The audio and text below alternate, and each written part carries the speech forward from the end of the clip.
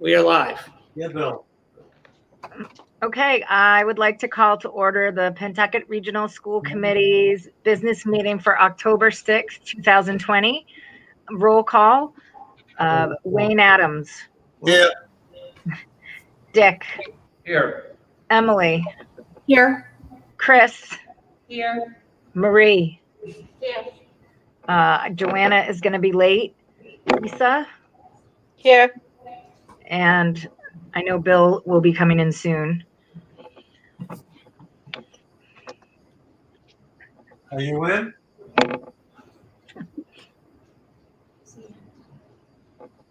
Well, we're at 3.5. 3.5. Okay. Hey, Could I get a motion, please, to approve the agenda? hold on. Second. Roll call vote. Wayne. Yes. Dick. Yes. Emily. Yes. Chris. Yes. Marie. Yes. Joanna. Oh, sorry. Lisa. Yes. Okay. Dana, Yes. Bill's on the phone. He says he's keeps trying to get in. He's got a link, but when he clicks on join the meeting, he keeps getting put in your ID. Yeah, I think. He's not on the correct link, Wayne. He has to be on the StreamYard link that Justin sent him. Oh, okay, I tell him. Okay. You have to be on the Okay. Could I please get a motion to approve the minutes from business meeting September 15th, 2020? So moved. Second. Any discussion? Roll call vote. Wayne. Yeah. Dick. Yes. Emily. Yes. Chris. Yes. Marie. Lisa. Yes. Dina, yes. Could I please get a motion to approve the Business, Finance, and Operations Subcommittee meeting September 15th, 2020? So moved. second. Any discussion? Roll call vote. Wayne, Yep. Dick, Yes. Emily, Yes. Chris, Yes. Marie, Yes. Lisa. Abstain. Okay, and Dina, yes. Okay, subcommittee updates. Do we have any updates on the Finance Committee? No. Okay. Teaching, learning, and accountability. Nope. Policy, I know, Marie, you guys met. Yes, 2 weeks ago, and we have some policies on the agenda tonight. Great.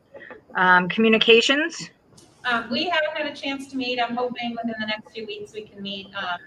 However, the Facebook I have been updating with our links to our agendas and the live stream link as well for people. Great. Thanks, Chris. Okay, and now we have on to public comment. And I have my list. So I can bring this up here. Up first, we have Aaron Rich. So Aaron, you are here. We can hear you. Go ahead. Great, thank you. Good evening, school committee. Thank you to the school committee members for your time and service. Pentucket pride is as strong as our community.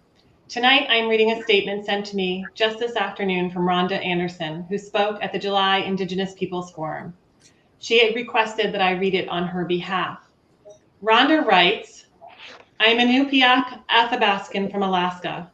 I call Coleraine, Massachusetts my home.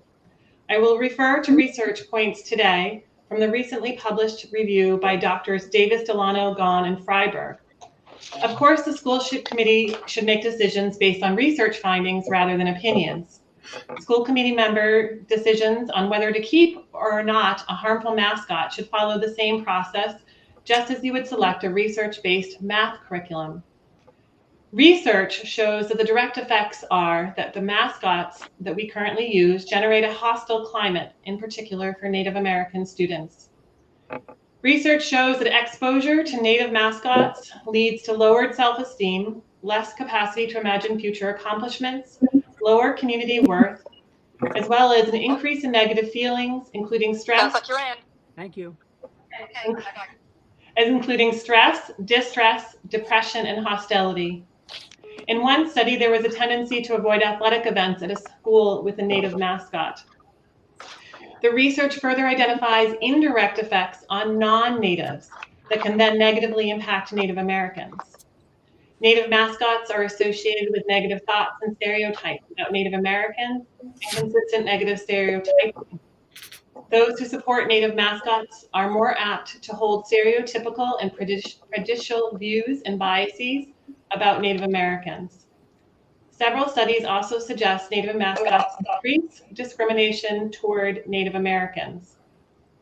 These findings demonstrate that Native mascots are harmful to both Native and non-Native youth, reinforcing stereotypes rather than the accurate information about Native people. These findings are really not that surprising because Native mascots stereotype Indigenous peoples as homogeneous caricatures. Mascots compress the identities of and erase over 570 different Native cultures and portray us as people in the past. Such representation in educational settings leads to more widespread stereotyping and biases, allowing the community and beyond to participate in cultural appropriation and the spread of misinformation. Again, this is not educationally sound practice. That is the end of her letter.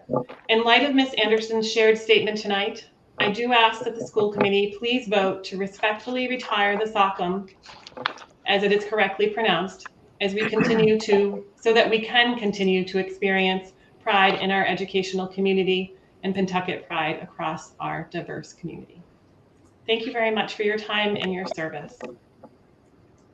Thanks, Erin. Okay, up next, we have, it says Hillary Ward here, but I believe it's Hillary Yakabuchi. So Ms. Yakabuchi, I'm going to add you in, and you are live. We can hear you. Great. Thank you. Can you hear me? Yes, ma'am. Great. I'm a parent of 3 children in the district. I have one in 5th grade, one in 9th grade, and a senior. And I also have an older sister who has special needs due to a genetic anomaly. And growing up, you know, she was special, and we called, but the term we used for her was retarded. And people would ask about my sister, and I would say she's retarded.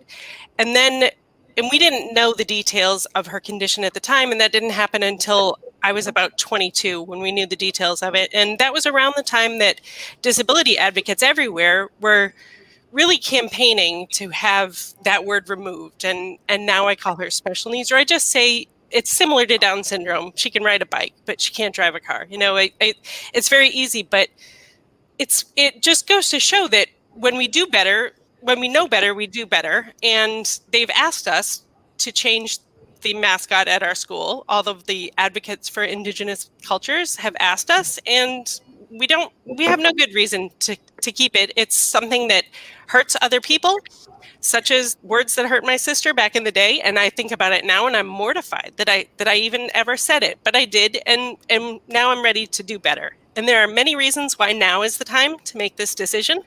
This weekend is Columbus Day / Indigenous Peoples Day, and what a tribute it would be if it was this week, if we just sort of kicked it off and we said, this is how we're going to pay tribute to the cultures that have come before us. We also have a local representative who has pledged money to help us with new uniforms or whatever might need to be changed. And there's also a branding agency I think it's in Waltham, it's in Massachusetts, that is helping school districts that need to change their mascot or need any sort of branding due to the current climate with regard to racism, and that only is through the end of the year. And we also had a petition at the beginning of the summer, I think it was May or June, and we had almost 4,000 people sign it. It was about 3,800 people signing it. So now is the time. Now that we know better, we should do better, and it's time to retire the SOCM. Thanks, Hillary. Thank you. Thank you. Okay, up next, we have Kathleen Doherty is supposed to be next. I do not, okay, so I don't see her here. So with that, after Kathleen Doherty was Tom Flaherty, and I believe Mary Ann is going to come over and read a statement that he had asked her to read. It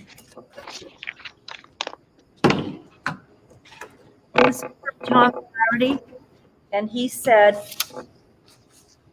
I'm requesting postpone this vote until a later date. I'm requesting let student body and graduates decide. I'm requesting decide issue in spring of 2022 for new building opening. Number one, student body originally decided the mascot. Student body and graduates should decide this time. Also, a school nickname, Mascot, bonds a student body. A school nickname, Mascot, is a school spirit staple. There should be a student graduate-led formal discussion and vote. To my knowledge, this has not happened. Number two, keep the Sachem name. It is noble, meaningful term, leader, and elected by the people. If necessary, change the mascot. Number three, value the history of our school. Pentucket was chosen honoring the local tribe. Sachem was chosen honoring the duly elected leader. Number four, other miscellaneous items. A, school seal. B, historic marker. C, school committee Pentucket grads. D, school committee involved in previous discussion 4 years ago. E, COVID and Zoom. F, previous community and public discussion 4 years ago. That's it. So after Tom Flaherty was Michelle Denault. Do not here. So after her was Vanessa Graham. I do not see Vanessa here. And after Vanessa, we have Molly Hawkins. Now, I can't see Molly. Oh, there you are. Okay. We're going to add you in a second here. 1 second, Molly. Okay, you are live and we can hear you. Hi, everyone. Thanks for having this meeting tonight. I think I didn't have an organized statement for tonight, but what I was thinking about today is that regardless of the intention of the people that chose the Sockham as a mascot, I think we need to look at the current situation, look at the YouTube video of the Indigenous conversation with Pentucket that happened in July, and really understand what currently people feel about this mascot. And it's not a positive feeling for a lot of people. I think we need to have empathy for the Native populations, and I think we need to retire it. And I think we need to do it now. I think this is the time to do it, when there's recognition that there are populations that have been marginalized. And I don't think we need to be part of that anymore.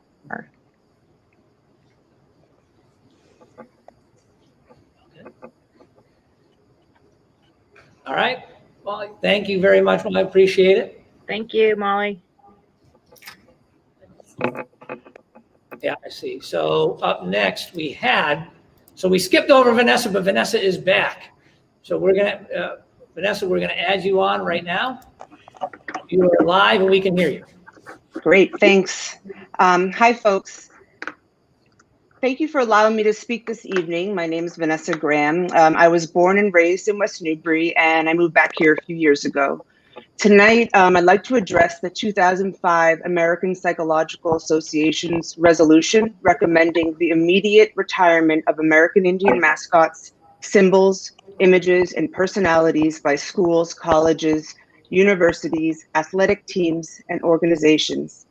The APA's resolution is evidence-based and the result of a large body of longitudinal studies, and points to the continued use of American Indian mascots, symbolism, images, and personalities that have a negative effect on students, not just American Indian students, all students, by undermining the educational experiences of members of all communities, especially those who have little or no contact with Indigenous people, and that's us, that's this community. We don't have much contact. Additionally, they establish an unwelcome and oftentimes hostile learning environment for American Indian students, and this affirms negative images and stereotypes that are promoted in mainstream society. The APA goes on to say that these mascots are stereotypes and a form of discrimination like any other. The APA released this resolution, 15 years ago, and it's time for Pentucket to remove the soccer mascot to make clear in no uncertain terms that we value our children's well-being and well-rounded understanding of the world around them. Thank you for your time. Thank you. Thanks, Vanessa. Yes. Okay, up next, we have Allison Dwyer. 1 second, Allison, let me get you. We don't see you.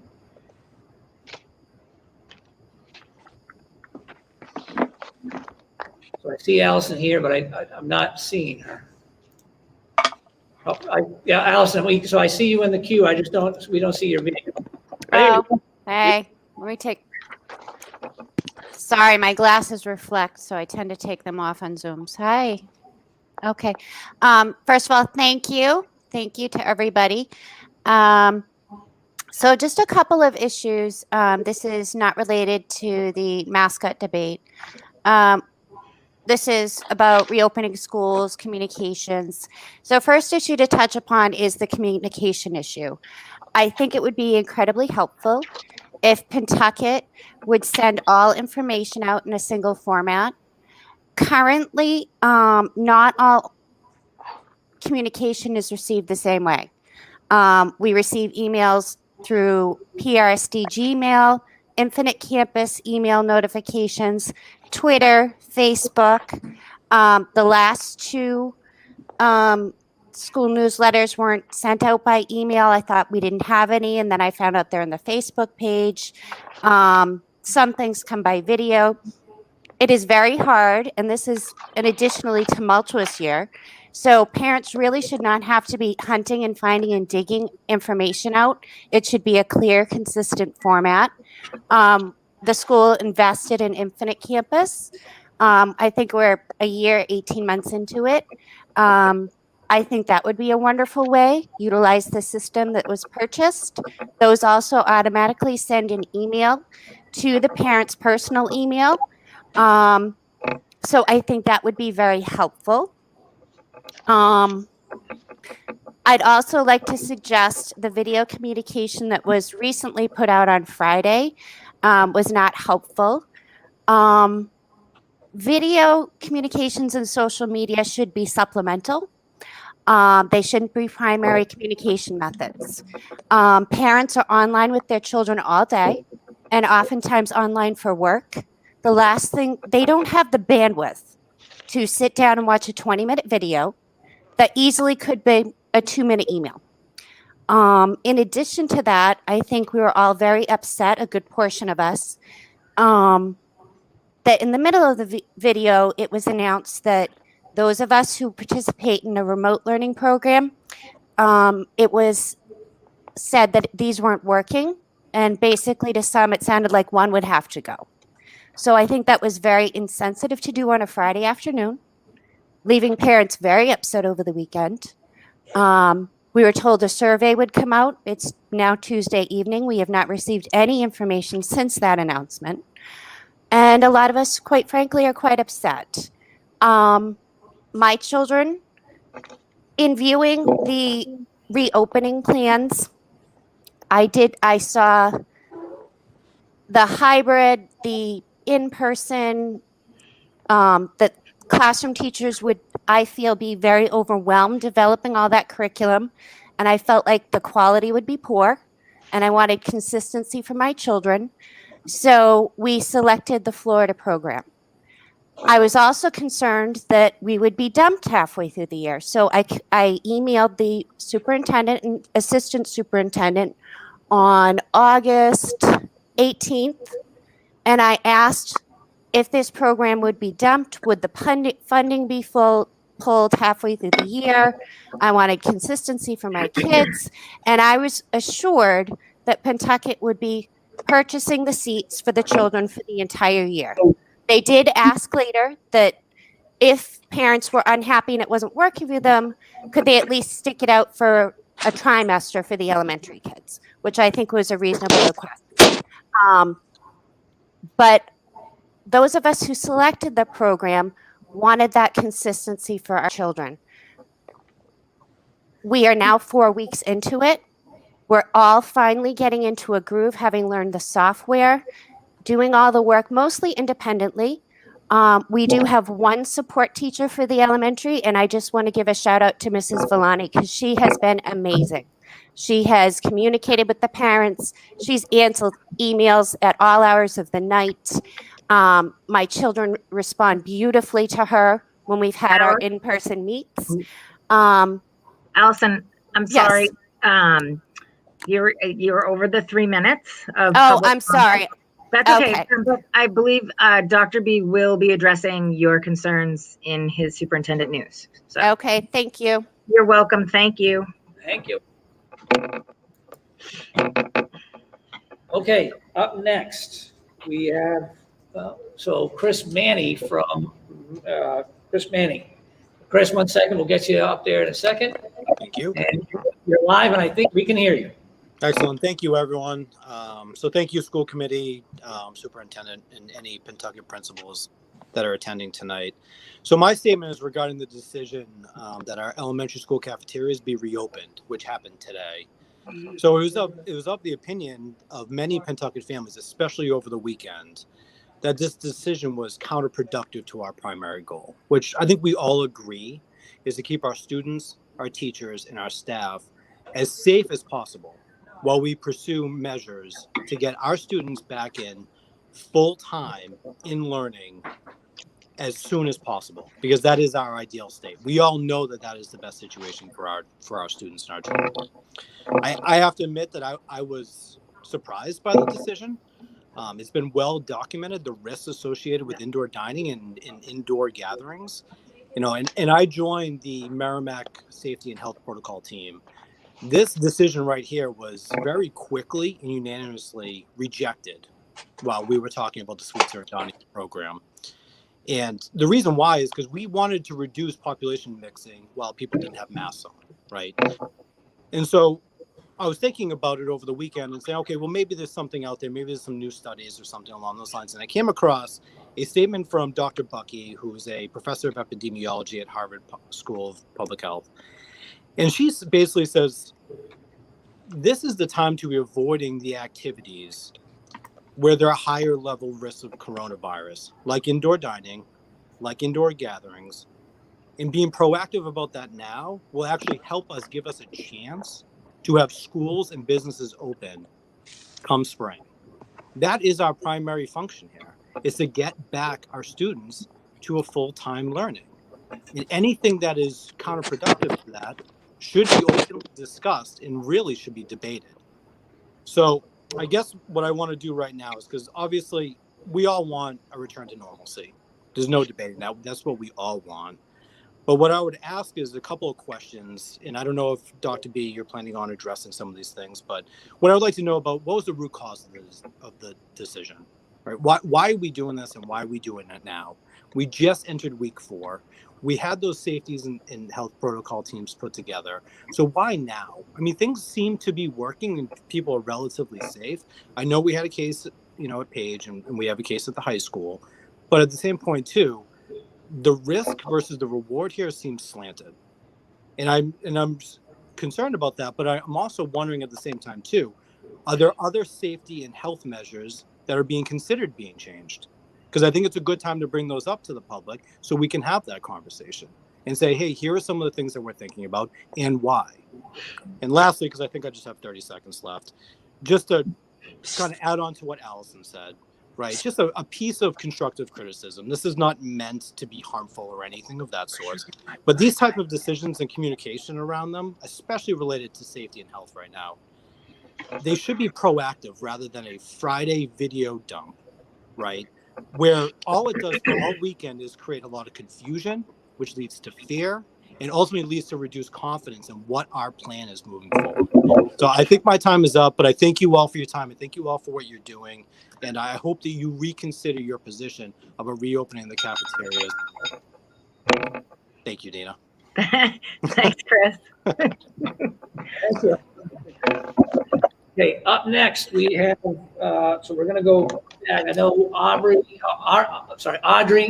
you are now up. So if you're in the studio, I see we've got Kathleen Doherty, Sheldon will follow. Hi, everyone. There's 9 minutes left for your 30 minutes. Okay. My name is Audrey Becker, and I have 3 children at the Page School. I know that one of the roles and responsibilities of the school committee is advocacy on behalf of students in the district, and that's why I wanted to share my concern with you on behalf of my children, along with their peers who are learning in one of the fully remote programs. In August, all parents who were considering fully remote options were presented with 3 choices.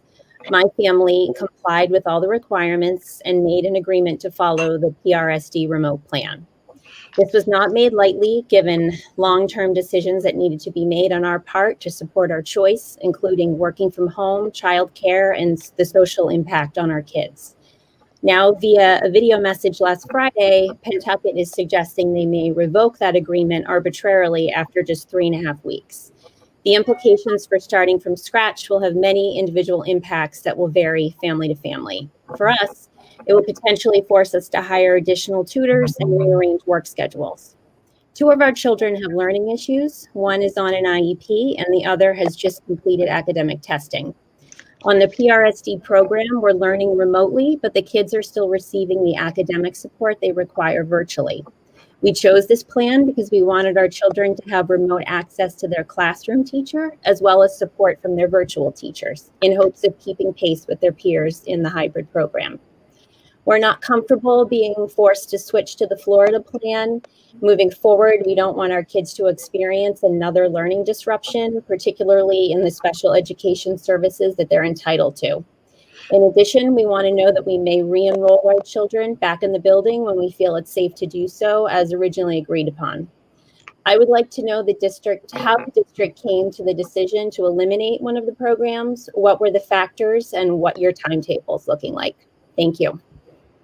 Thanks, Audrey. Okay, thank you. And up next, we're going to have we have Kathleen Doherty.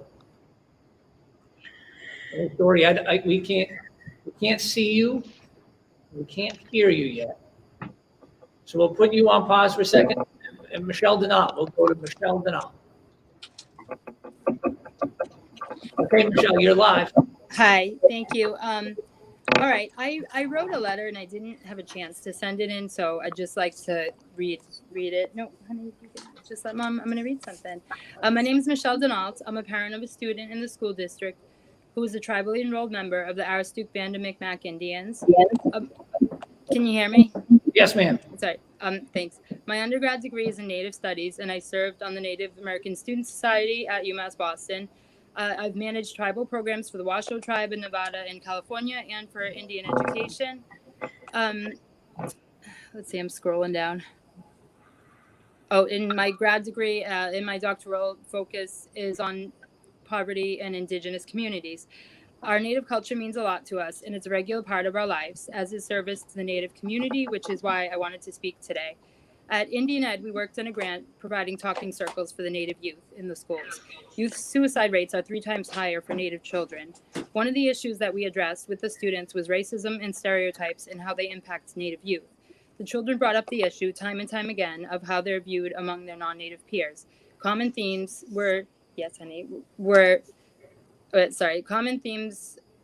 among them were that they were sometimes seen as relics of the past or some type of mythical creature.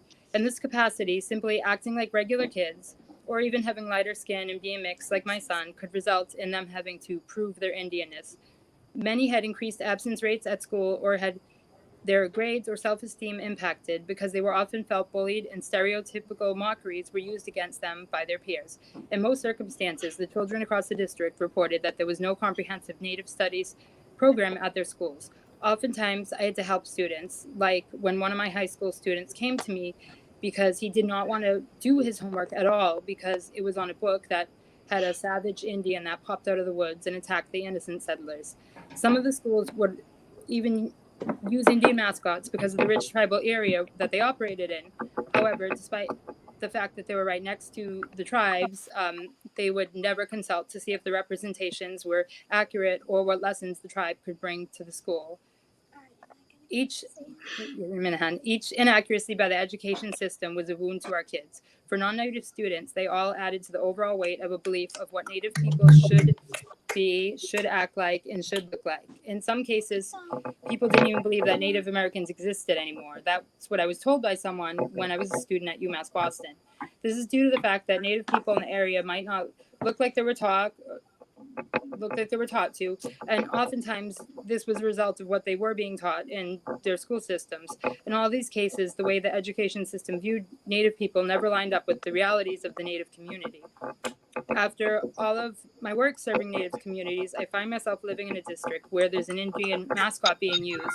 I already worry about my son being one of the statistics. I should not have to feel that school is not a safe place for him, or have him be ashamed of his tribal ancestry, or feel that his tribal culture is belittled by its greatest leadership positions that normally would be positions of honor, but instead their heads are used as sports mascots. In the district, students also report that there are not lessons being taught to them about the sachem or the area or the tribes that were in the area. The Native youth who are forced to go into schools and see their people reflected in a stereotypical and oftentimes demeaning manner that impacts their mental health and how peers relate to them is a problem. There's plenty of proof if you just take a little bit of time to research it. The Native American Indian Congress represents over 300 tribes, and they've made their position clear, as have the Native nonprofits in the area. Michelle, I'm sorry, could you, the time is up, so could you maybe just sum? Okay, there you go. All right, thank you. Thank you very much. Thank you so much.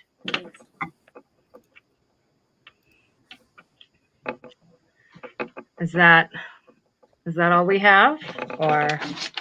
So Ms. Naffa just came and told me that Kathleen Doherty has a statement that she. No, I said if she wants to send it to me, I can forward it to the full committee. Yeah. So. Can she just read it now? What's going on? Okay, Ms. Doherty, we're going to put you on. We're not sure if this came up. Madam Chair, do you want to make a? We read Tom Flaherty's without Yeah, him right. in here, so. I get you on camera. Okay, I understand. We can hear you, so you're in your vehicle or something. That's why you're not. Gotcha. Okay, so I think it will take long. My name's Kathleen Doherty. I have a 6th grader and a 1st grader in the Merrimack schools, Donahue and Spencer. As a parent and a I think it's really important that we are informed about when and if this hybrid model is going to be reevaluated and that we send more children to school. I'm also incredibly concerned, as are multiple parents that I've spoken to, that there is no help on remote school days. I understand teachers are in the classroom, but for these students, it is unacceptable that they don't have anyone to speak to until after the teachers have completed their full day and then have to work with students after 2 o'clock. And I'm doing that. I think it's wonderful that they're willing to do this because they have their own families. However, there needs to be people available to children during the day. As a working parent, I'm juggling my job, trying to deal with that, help both of my kids in very different grades with very different technological issues, the platforms that they're using. And something needs to change because this is not working for our students. And I don't feel that their educational needs are quite clear at all. So that is my hope that we're going to get a date about when we will reevaluate, when we can send more children to school, since Merrimack is 6 or low right now. And how are we going to fix the remote day issue when there is zero help for these children that need it? And that's all that I had to say.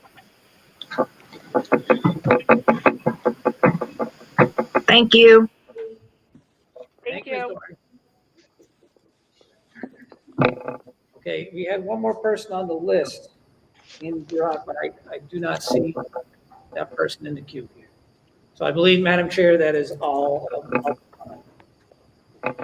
Okay. Well, thanks everyone for commenting. I think Dr. B will be answering a lot of your questions in superintendent news.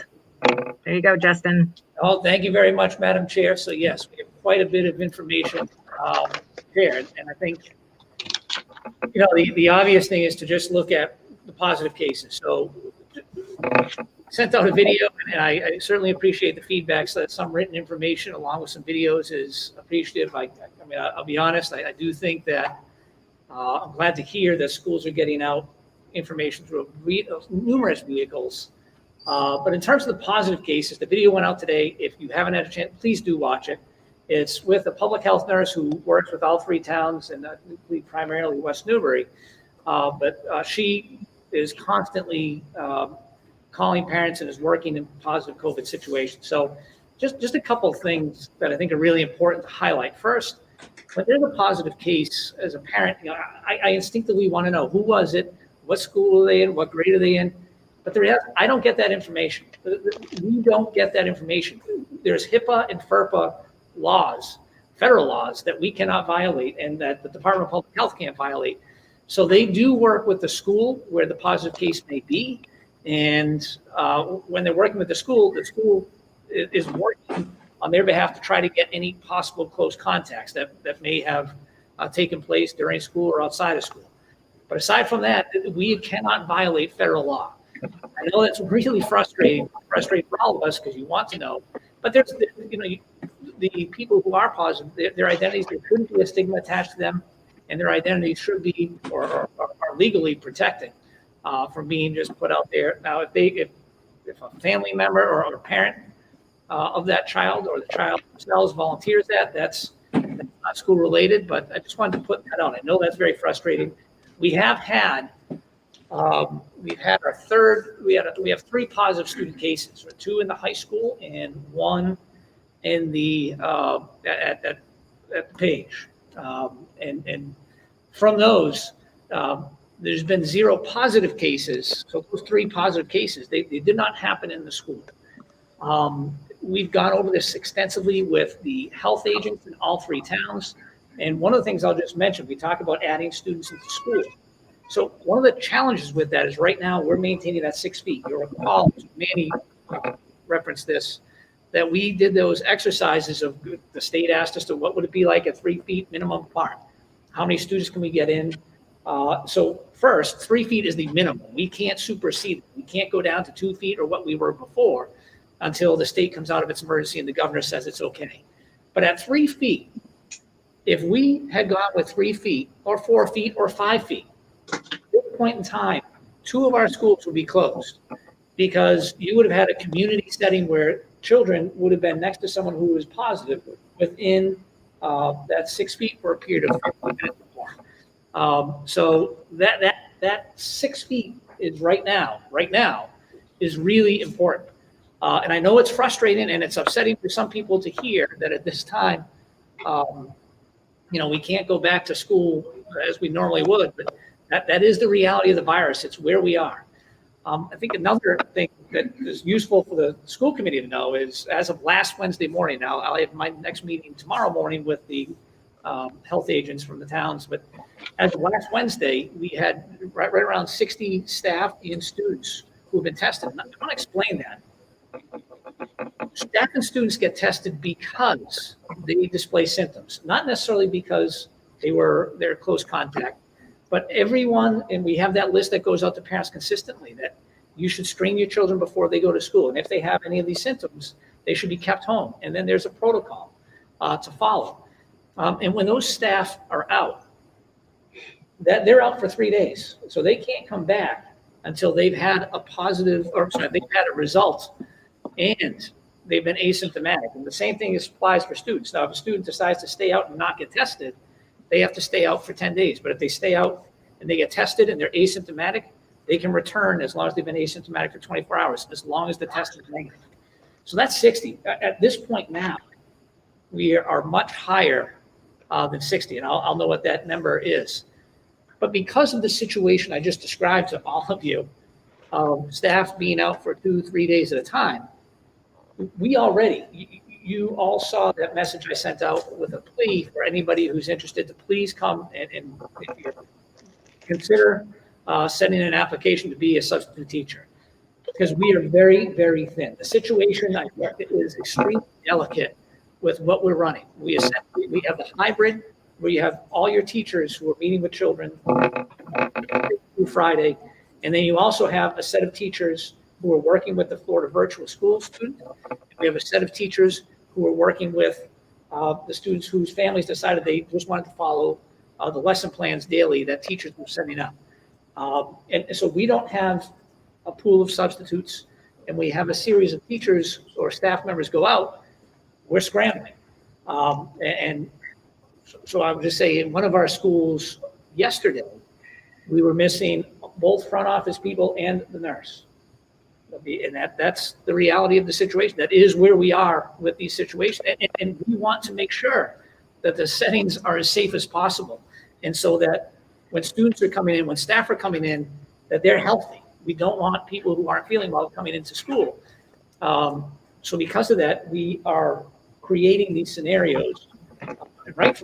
That if people are erring on the side of caution. So that has become an issue. The lunch at elementary, so I know Mr. Manning brought this up. Yeah, we certainly heard this, but a couple of things I think people need to know. We don't just go and make a decision saying, yep, this is what we want to do. I think everybody knows. We just don't make a decision. This is what we want to do just because. So I think the question was asked, what's the foundational piece? Well, there's a couple parts to that. In several of our schools, if you are having 6 or 8 classes having lunch at the same time, or 6 or 7, I think it might be at the same time, you need to have people supervise those. So teachers aren't supervising those lunches because contractually they need to have their lunchtime off. So you're pulling paras and administrators going through as well, and they're getting pulled from classrooms where they're working with children to be in classrooms to supervise children. So that is one of the big drivers, because we have that need. And if you have children who are in a variety of programs, special education program, for example, they are missing out. Because they're not having that teacher, that para-educator helping to support them.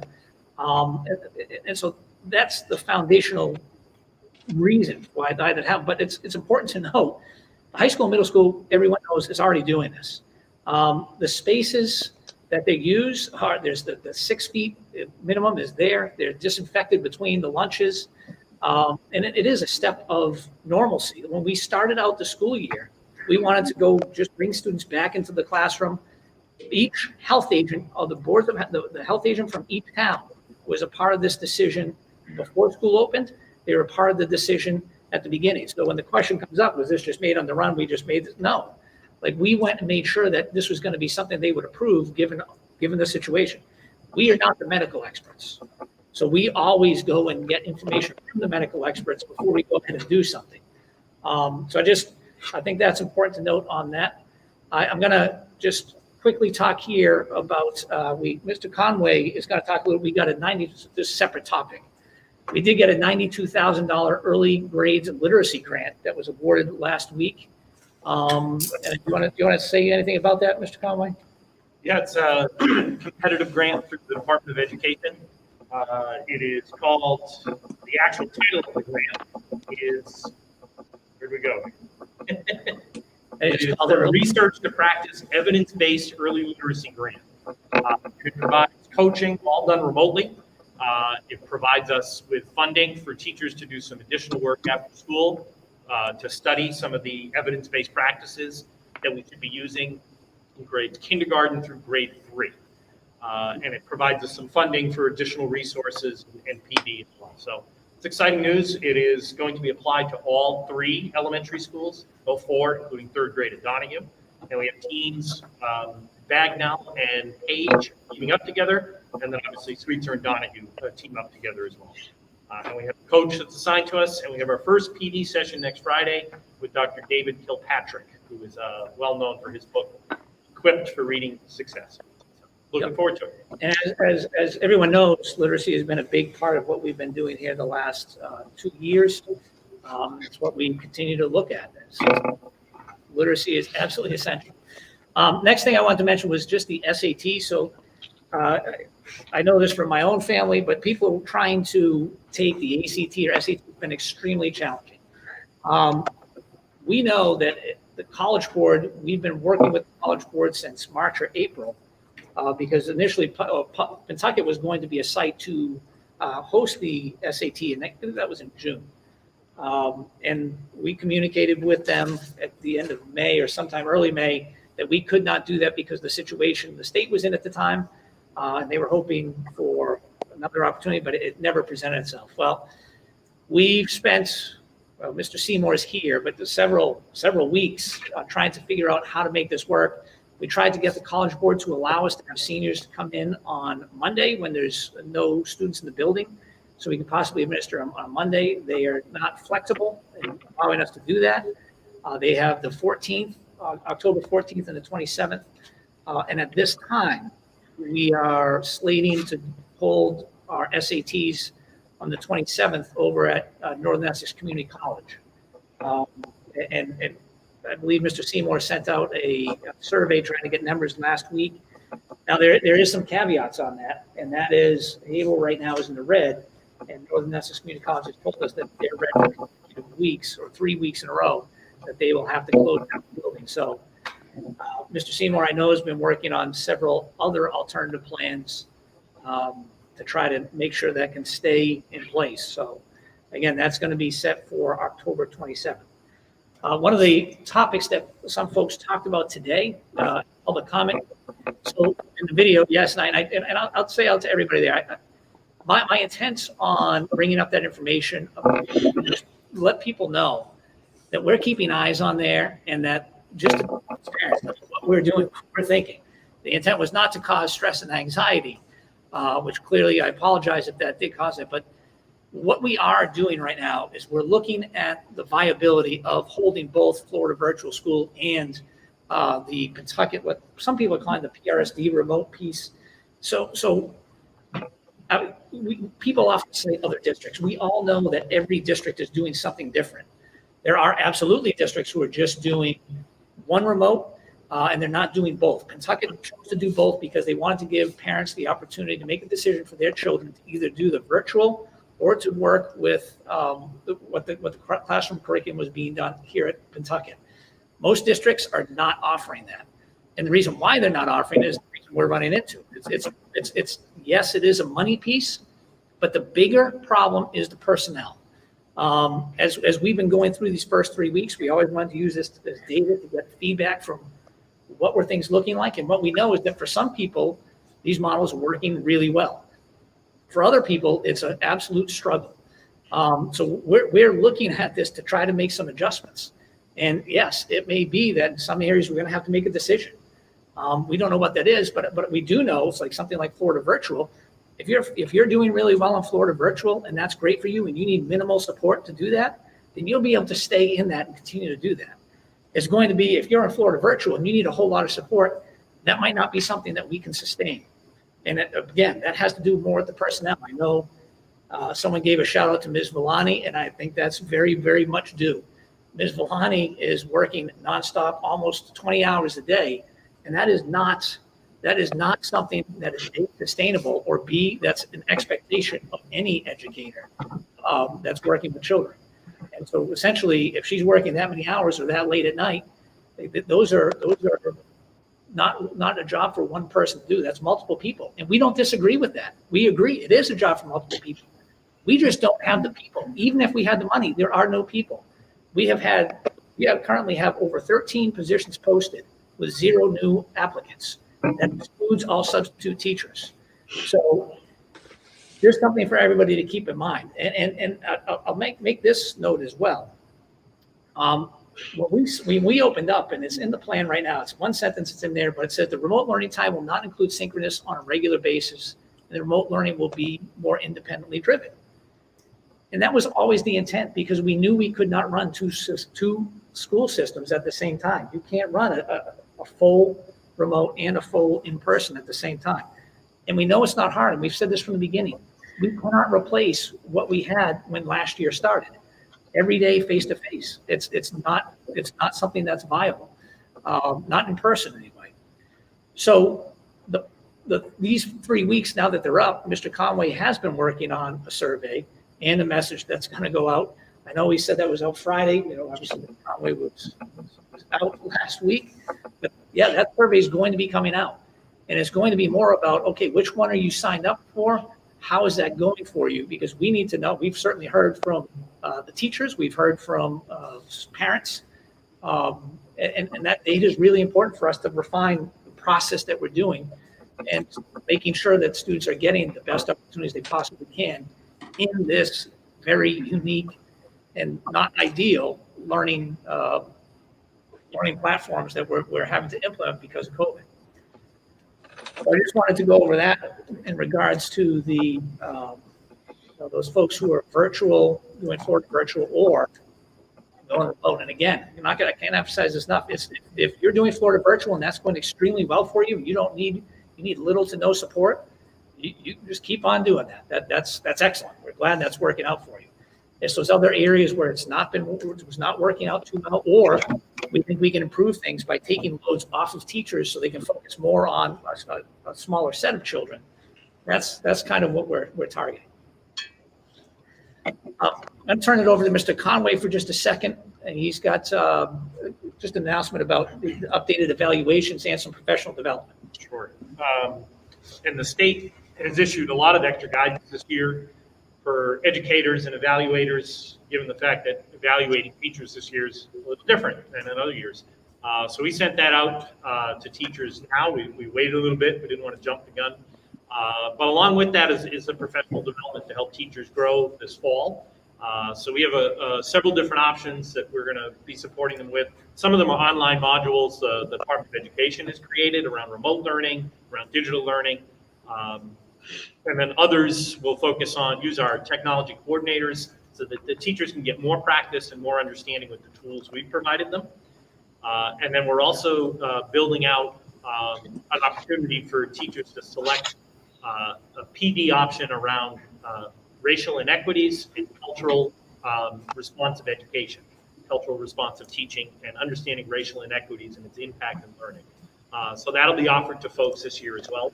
I know that sort of goes along with the work we did with the social studies curriculum. This is the next phase of it. And after we have a group of people begin to do this, then we'll look at what that PD looks like district-wide so that all teachers can participate in it. This would be a really challenging year to do that work with everyone in person for the first time. So we'll do it with those who are prepared to engage in that for now, and then we'll move on from there. All right. Thank you, Mr. Conway. And the last piece I have, we have a school committee member. I know this is very unusual, but it's superintendent news, and superintendent has news that we have a school committee member that would like to address the entire school committee. So I'm going to turn this over just for a moment to Mr. Buell.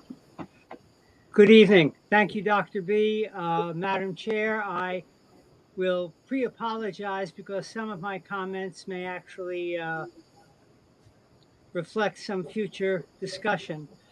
Due to circumstances that I don't feel are really appropriate to publicize, I will be resigning my seat on the board effective the end of the month. I will communicate this to the Board of Selectmen. The only exception might be that if the selectmen feel that they need an extra week or two, I would be more than pleased to serve the first meeting in November. But after that, I must resign. I would like to, I'm staying for this meeting, obviously, but I would like to share 3 thoughts that I think have been very important because I've been in this district as a teacher for 30 years and now as a school committee member for at least 1 term and a half. I think the first part of it is the fact that it's kind of a reminder from somebody old that we serve the community. We don't just serve the people on our block. We don't serve the friends that come over and, by the way, what can you tell me about this or that? And what's kind of curious is that as a teacher and as a board member, the one comment that's been consistent throughout 35 years is the fact that upon occasion, and we're human, we feel that the best lens to look at our job is through our own children. I think we have to open our vision a little wider. I think secondly, and again, this is a 35-year reflection. I've been on a number of committees, and when we were looking for administrators in the last round, the one thing I think that anybody who was on that last committee will agree is that we were overwhelmed with the fact that we had two extremely talented administrators applying for the same job. We were very lucky to keep them. I have not seen in 35 years administrators as good as the two that we have now.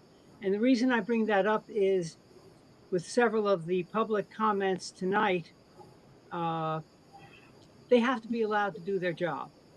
We all have opinions which are reflections of why we went on the board. And I think sometimes we have to park those under the table and let these very talented people do what they've been hired to do. And if you reflect on just this evening, I don't know of too many administrators that have had to face one of these issues before. So, Mr. Conway, Dr. B, I salute you and I thank you. And finally, and I had hoped to delay my decision, but I cannot really do so, concerning the mascot. Change is coming. It's inevitable. It happens. But I think that what we really have to do is trust the fact that we've asked the community just to finance a $40 million plus high school building. We should allow that same community to weigh in very heavily on the choice of the mascot. We can create a subcommittee. We're certainly very good at that. This is a community that is generous, it is intelligent, and I think it deserves a voice.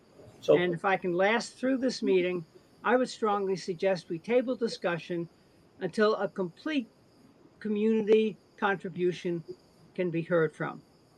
So Bill, you're jumping the gun on this one. I know that's the next topic up. But I know that. So anyway, I think that's all I have to say. Thank you very much. Thank you very much, Mr. Buell. Thanks, Bill.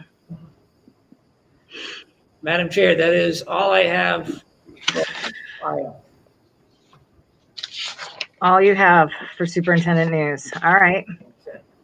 So next up is new business, which is the mascot discuss and approve. Dr. B and I put together a presentation that he's going to start. Yeah, so thank you for this very much, Ms. Trotter, for I was just tell everybody. So Dina Trotter, myself, Mr. Seymour, Mr. Conway, and Mr. Konitz met with we had a meeting back in July because we wanted to, when this topic came up, give you informed details. I believe every single one of you, aside from Ms. Falzani, were on this school committee back in 2016.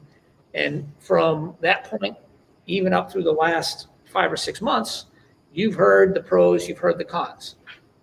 So what we felt like, or certainly what I felt like, was it'd be awfully nice to actually sit down and have a group conversation with the people who lead the tribe from which the Pentucket were connected.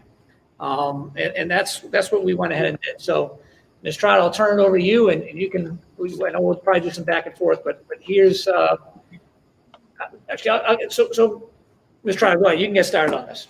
Okay. Well, everyone knows pretty much the history of the sachem, that it was adopted in 1958, and it came to our attention years ago that it could be, it could be considered to be racist, and we're doing a disservice to the Native Americans. And in 2016, the school committee did vote to keep the sachem name, but not the image.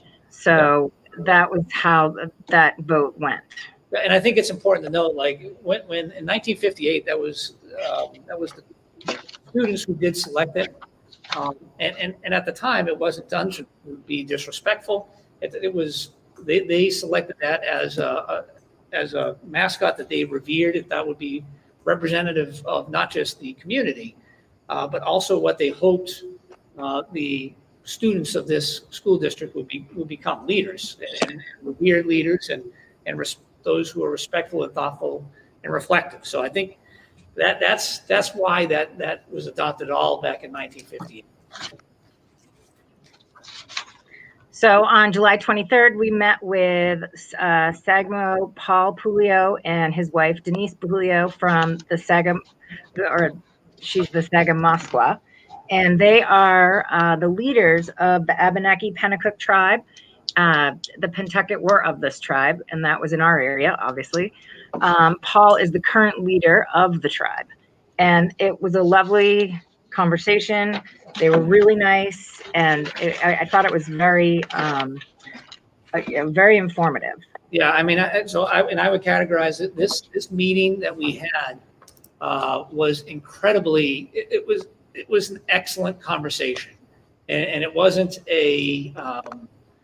wasn't one-sided, us talking them. It was just a back and forth, us trying to learn and understand, them being patient with us and our questions.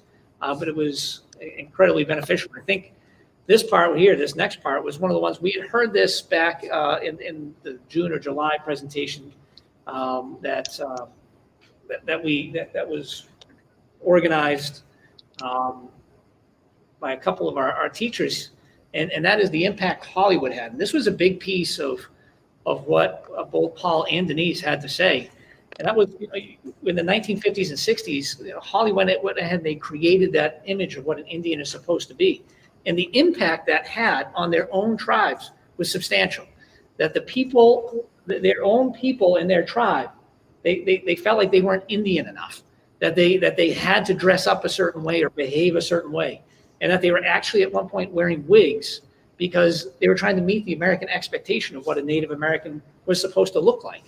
And that's been a huge problematic issue. And one of the things that they said was, and I think we all know this, but we forget this, all Native Americans, they possess jobs as business owners, teachers, leaders. I mean, they are Native Americans are part of our culture inherently. They're not individuals who are portrayed the way Hollywood made them so as 1950s and 60s. But of course, mass America, that's what their expectation was, and that was a very detrimental piece that impacted their culture.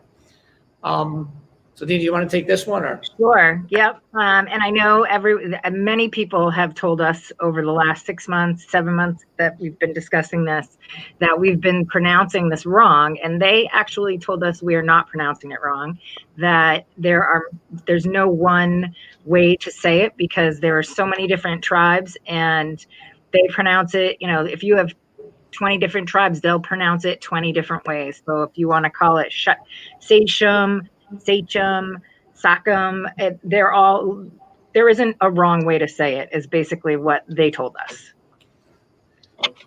So, here's the question. What's wrong with Sachem? And the big thing that was overwhelmingly overarching was the term Sachem is not historically accurate for the region we're in. And Dina, why don't you go ahead? This slide here kind of covers it, but go ahead if you want to. Yeah, so they told us that the Sachem did not exist in this area at all, and it was more down south in Rhode Island and in southern Massachusetts, Nantucket. It's very popular, but it did not exist in the Pentucket region.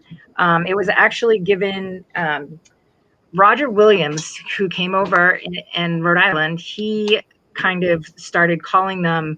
He thought of them kind of as royalty because they were the head speaker of the tribe. So he identified that person as the king or the queen, and that's why the Sachem, became kind of like the king of the tribe, even though technically they're not the king of the tribe, but. Yeah, and that was one of the things, it's definitely one of those European crossovers of, in the European culture, they had to have a distinct leader, and that's not how the tribes were being run. And so when this happened, Roger Williams goes through and does this and identifies, that's how this term started being applied. And it says, so again, I think in our area here, in the Pentucket area, it never existed with the Pennacook and the Abenaki. So why is everything called Pentucket around here? I think that's a very good question. Dina? So Pentucket actually means a downsloping structure of a winding river, and they had a trading post set up in 1667, and they called it Pentucket. That's what the Pennacook Abenakis call it. It was the Pentucket trading post, and the name derives from the area. It's not Europeans didn't name it. Nothing. It's the actual area of where we live is what the Native Americans consider Pentucket. And we'll get to that in a second because it is, and I think the big reason why it is called Pentucket is you see the definition. You have the Merrimack River in a valley. So the Pentucket means downsloping structure of a winding river because you have slopes coming down both sides with that winding river. And also one thing I'll just make mention of, you can see that at the bottom, but the Europeans, so you might have the Pentucket might move further north, and the European colonists would call them something completely different, even though it was the same with the Native Americans. Okay, and so this, I just put this together because I thought it was important. We hear this all the time, and I know in 2016 the idea was to get rid of the images that were inaccurate. And to keep the sachem, and we don't control it. I think it's important for the community. We don't control all the images that get used, but here are ones that have been used. So you can see the bottom left-hand corner, that's in the 1960s. Pentucket football, I believe that was used recently in a youth league. The top right-hand corner has been used pretty consistently until recently with our hockey uniforms, and the bottom right-hand corner is used for Pentucket all over the place.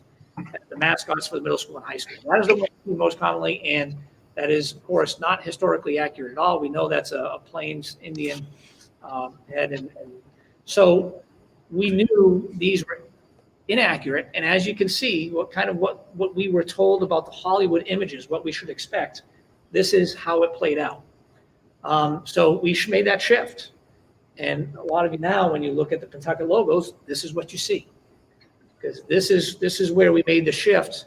The school committee voted for the bottom left-hand corner to be the official logo of Pentucket, and we have a series of other ones that are also connected. So Dina, tell me about the seal. So we talked to Paul and Denise about this, and they said that this actually is completely fine because this depicts a Native American that used to live in this area back then, and that this is historically correct, and they have no problem with us keeping the seal, and it's it's not racist, it's not demeaning, it's just an accurate image of the Native Americans that were here. Yeah, and this was part of the conversation. I think Denise brought this up originally because we were looking at the images, and we zoned in on this on the seal, and just mentioned that we're talking about a geographic location, and historically, we don't get rid of history. We want to celebrate and make sure people understand the history and the context, and both the image, again, of the slope, the winding river between two slopes, Pentucket, with the Pentucket image. What would have been a Native American in this area? So that was, I think we were both surprised by that, but I'm glad that that's whoever created the seal did a very good job historically. Okay. So then we had these. So both Paul and Denise had these suggestions on moving forward.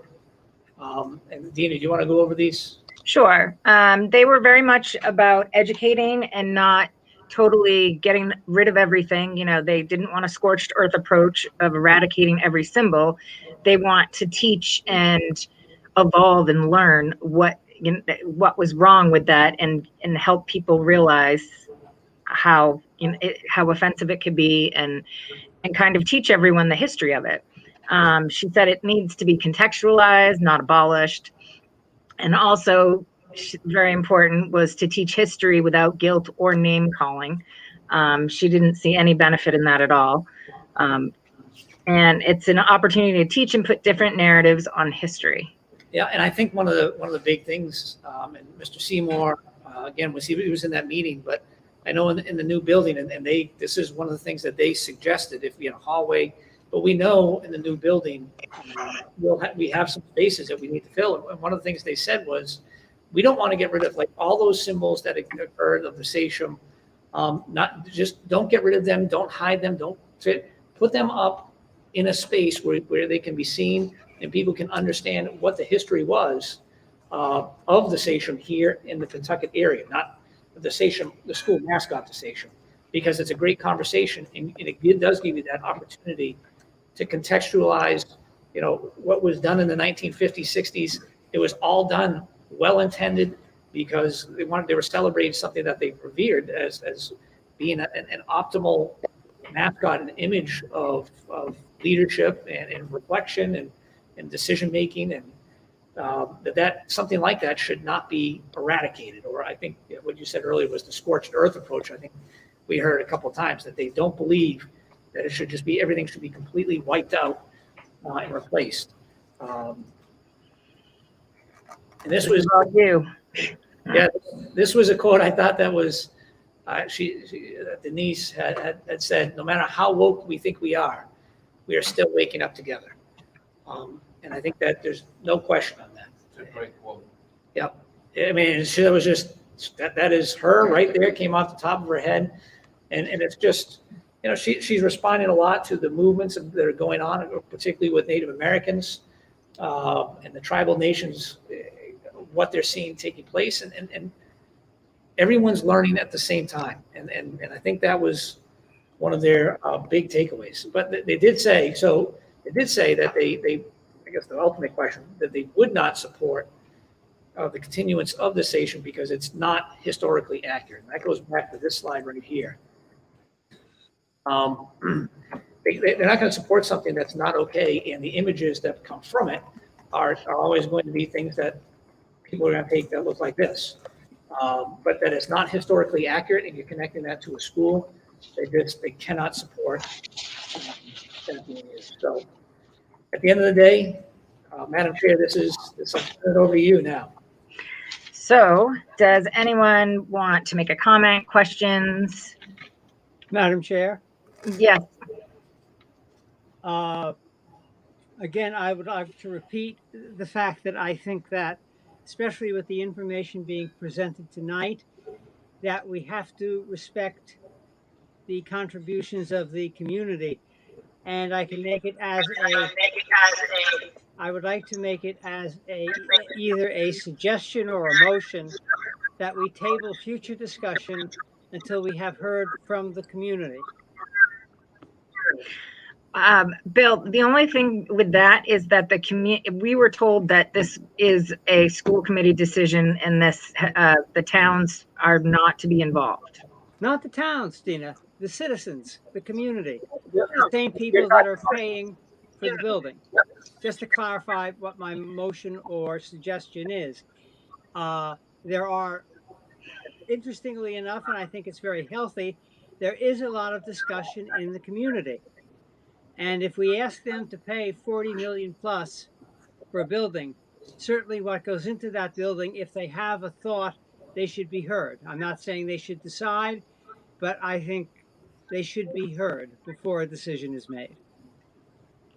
I understand. We have had so many meetings on this, and we really have heard from a lot of people. So especially younger people. I mean, and again, I have nothing against recent graduates or people that have graduated within the last 7 or 8 years. But I think that when you go further back, people that fortunately are still alive since 1958, they have not come forward. So it's something that I'm offering, and it's nothing personal if it's rejected. Is that So, are you making a motion or? Yes, I am. That we table future discussion until we feel that we have adequately heard from the community. Is there a second?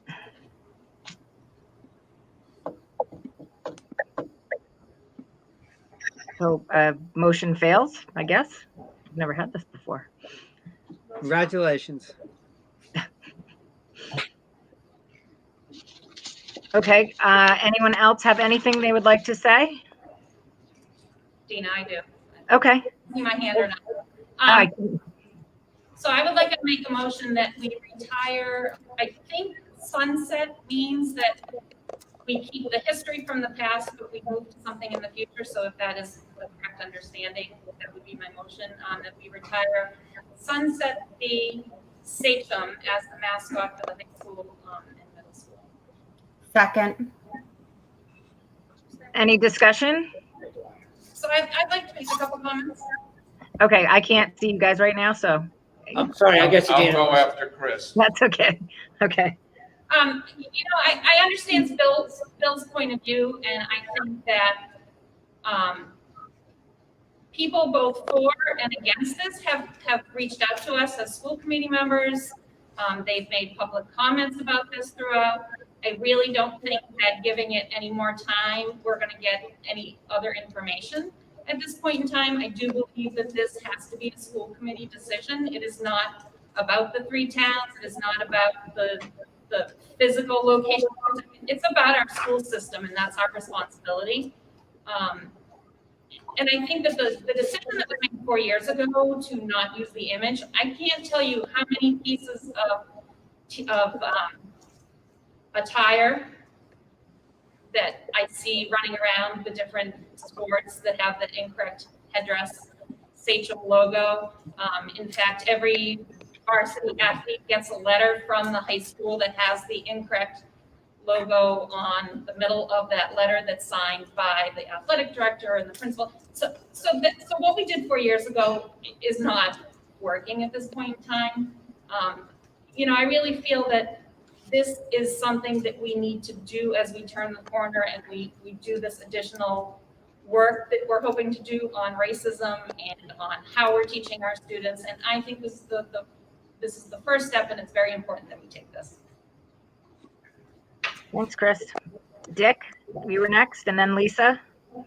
Yeah, I had the good fortune of being educated in New York, and in 4th grade, we dedicated the entire year to the Indians throughout New York. And that's really what started my respect for the Indian culture at an early age. Brent, a couple of months ago, eloquently presented what had been missing here for decades, and that was a reconditioned curriculum that included the indigenous settlers that were here before us. So that's something that I suggested 4 years ago, back in 2016, before I was even on the school committee. Also 4 years ago, I also mentioned that this isn't something that's necessarily about who's right, who's wrong. It's about perspective. If you imagine a glass of water that's at the halfway point, some of us are going to say that that glass is half full, and some of us are going to say it's half empty. And let me give you a kind of a flip-flop of that.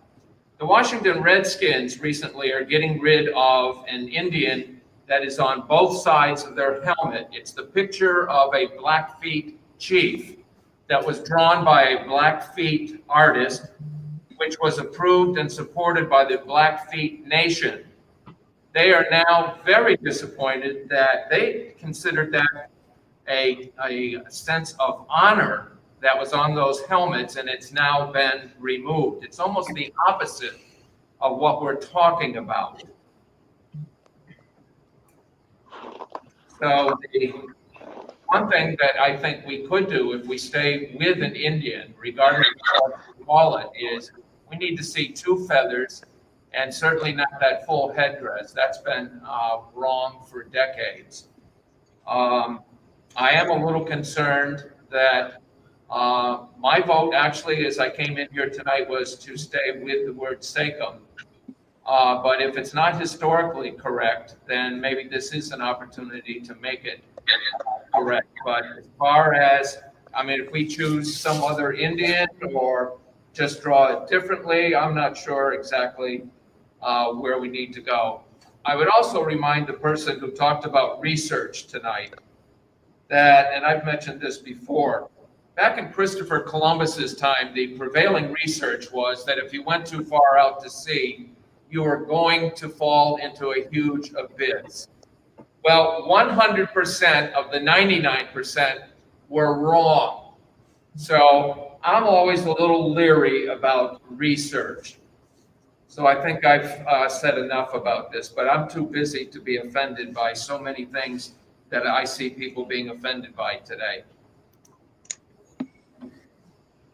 And I think, Madam Chair, I think the intent is just to decide on the mascot sachem and not try to come up with this evening, if that decision is to retire and sunset, that the decision would not be to come up with something tonight.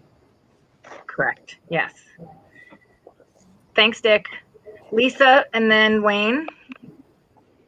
I served on the school committee when this came up before in 2016, and I was chair at the time. And at the time, we heard from both parties back then. This year, we really didn't hear from, the people that created the mascot and the people that support the mascot. And this is a really, really difficult decision to make moving forward.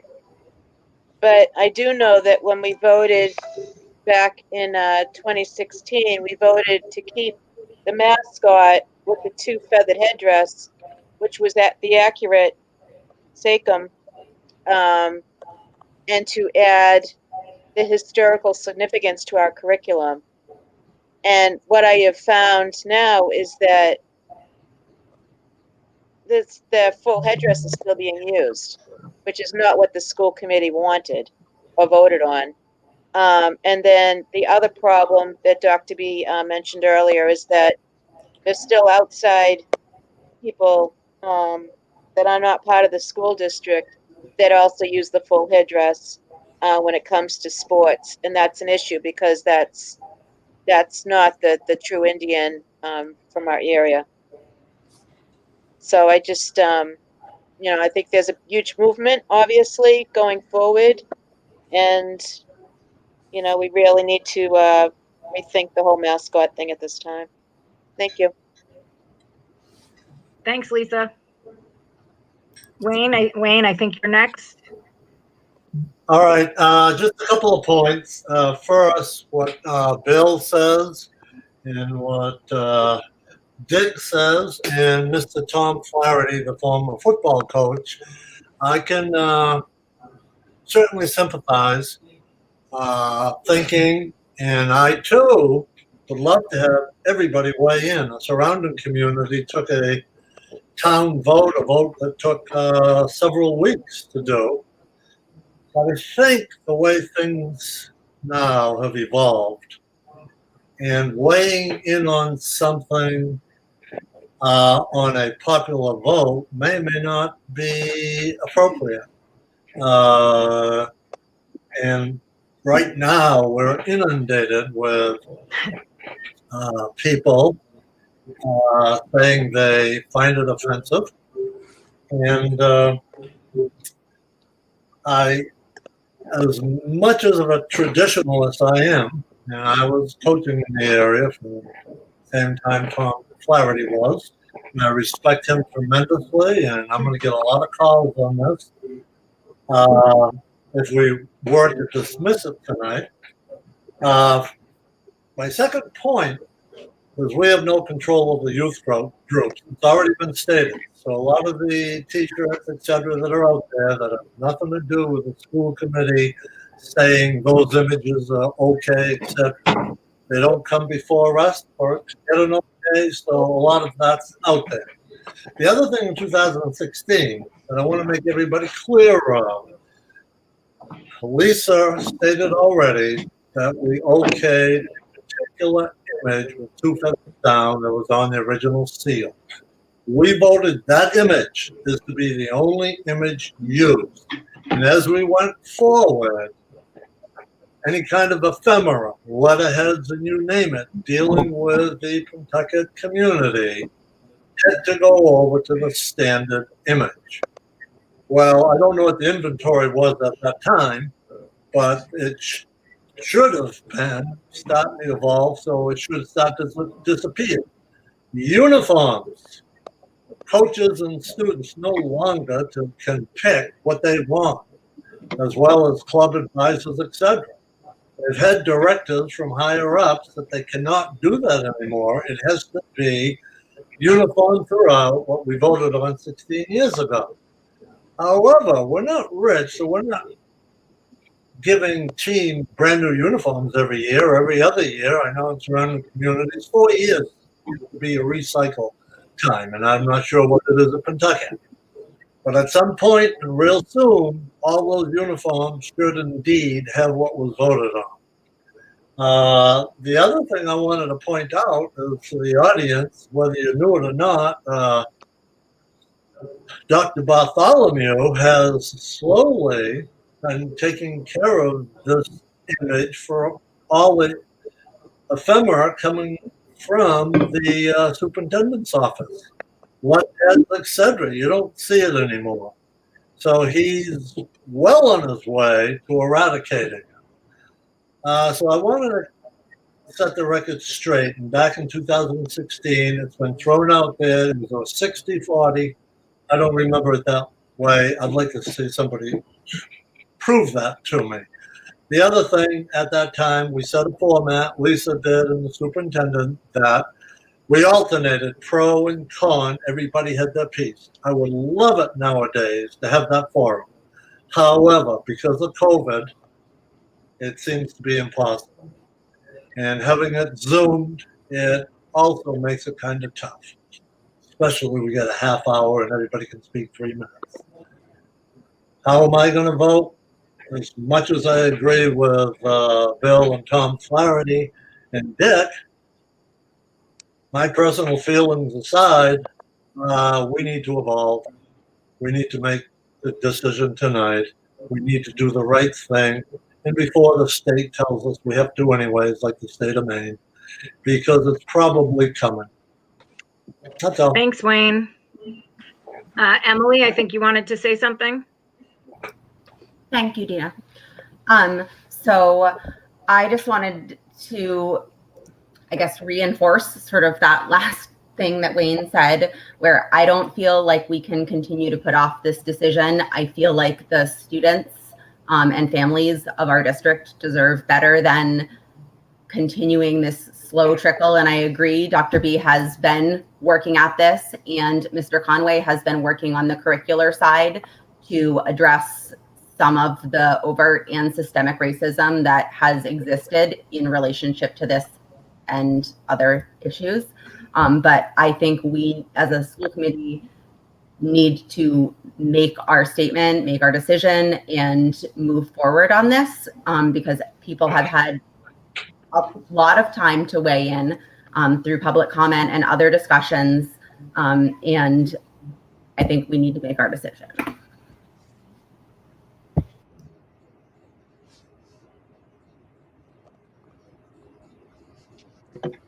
Sorry, I was just on mute. Does anyone else want to add anything? Marie or Dr. B? Sorry. Marie's got it. Okay. So I just wanted to say that in reaction, or not reaction, but in response to Bill about the community, I can find plenty of emails.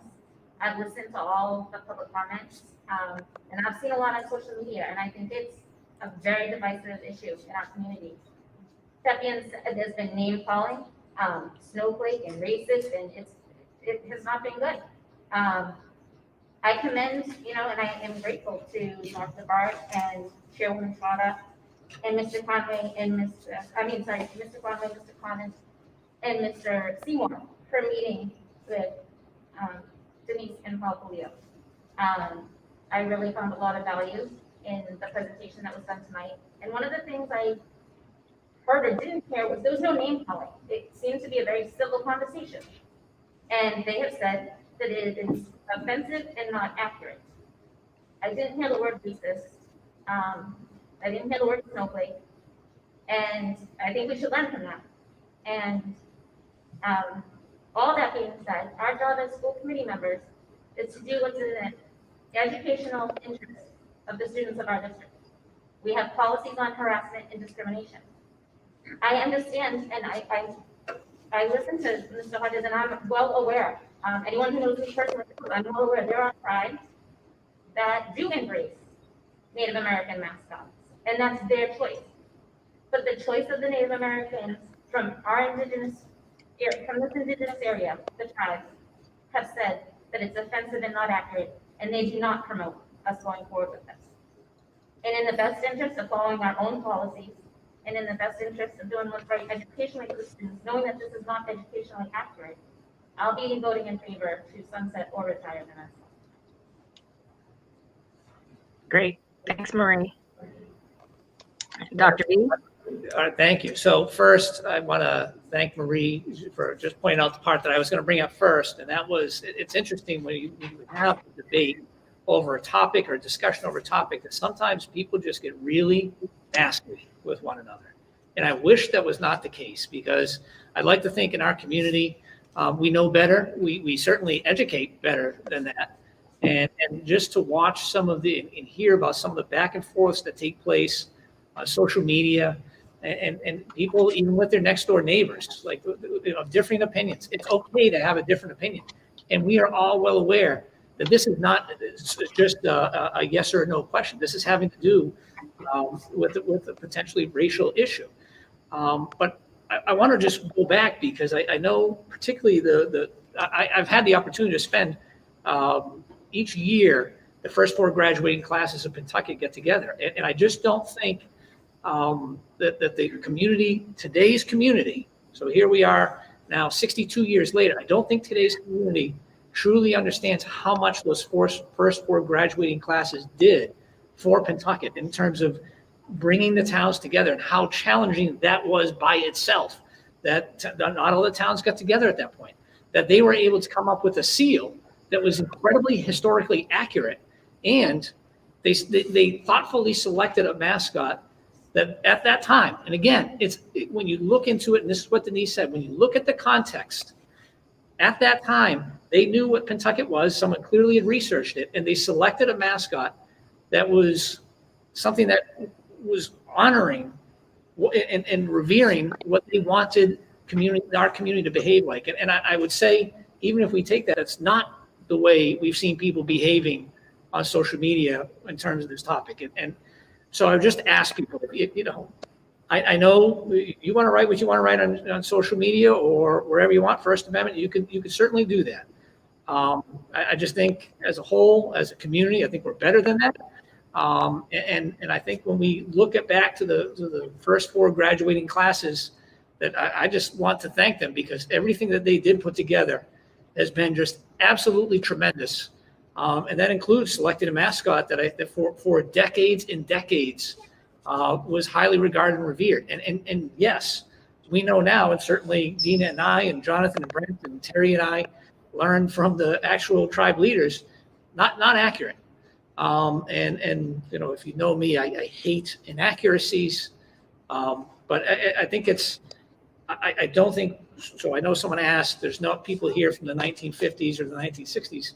I absolutely spent time with them, and they really did a tremendous job setting up this foundation. Yes, I know they have different opinions as well. They'll get aggressive with people who are wanting to change, but again, as Denise said, everything is contextual. Great. Yeah, sorry, you see, Mr. Adams has his hand waving. Oh, sorry, I didn't see that. Wayne? I just want to clarify Chris's motion. It's to get rid of the mascot, but keep the seal. And my comment on the seal, by the way, we've been told by this couple that it's historically accurate and it's not offensive. I have a science background, and I'm not sure a single couple, so I'm sympathizing with some people watching us tonight saying a single couple was interviewed. I understand science-wise, a single couple doesn't necessarily answer for everyone. If we did multiple, the base is greater. So I understand that to the viewing audience, but I just want to make sure everybody realizes the vote is indeed, the mascot is gone, but the seal stays. That is correct, Wayne. Thank you. So anyone else, or should we put it to a vote?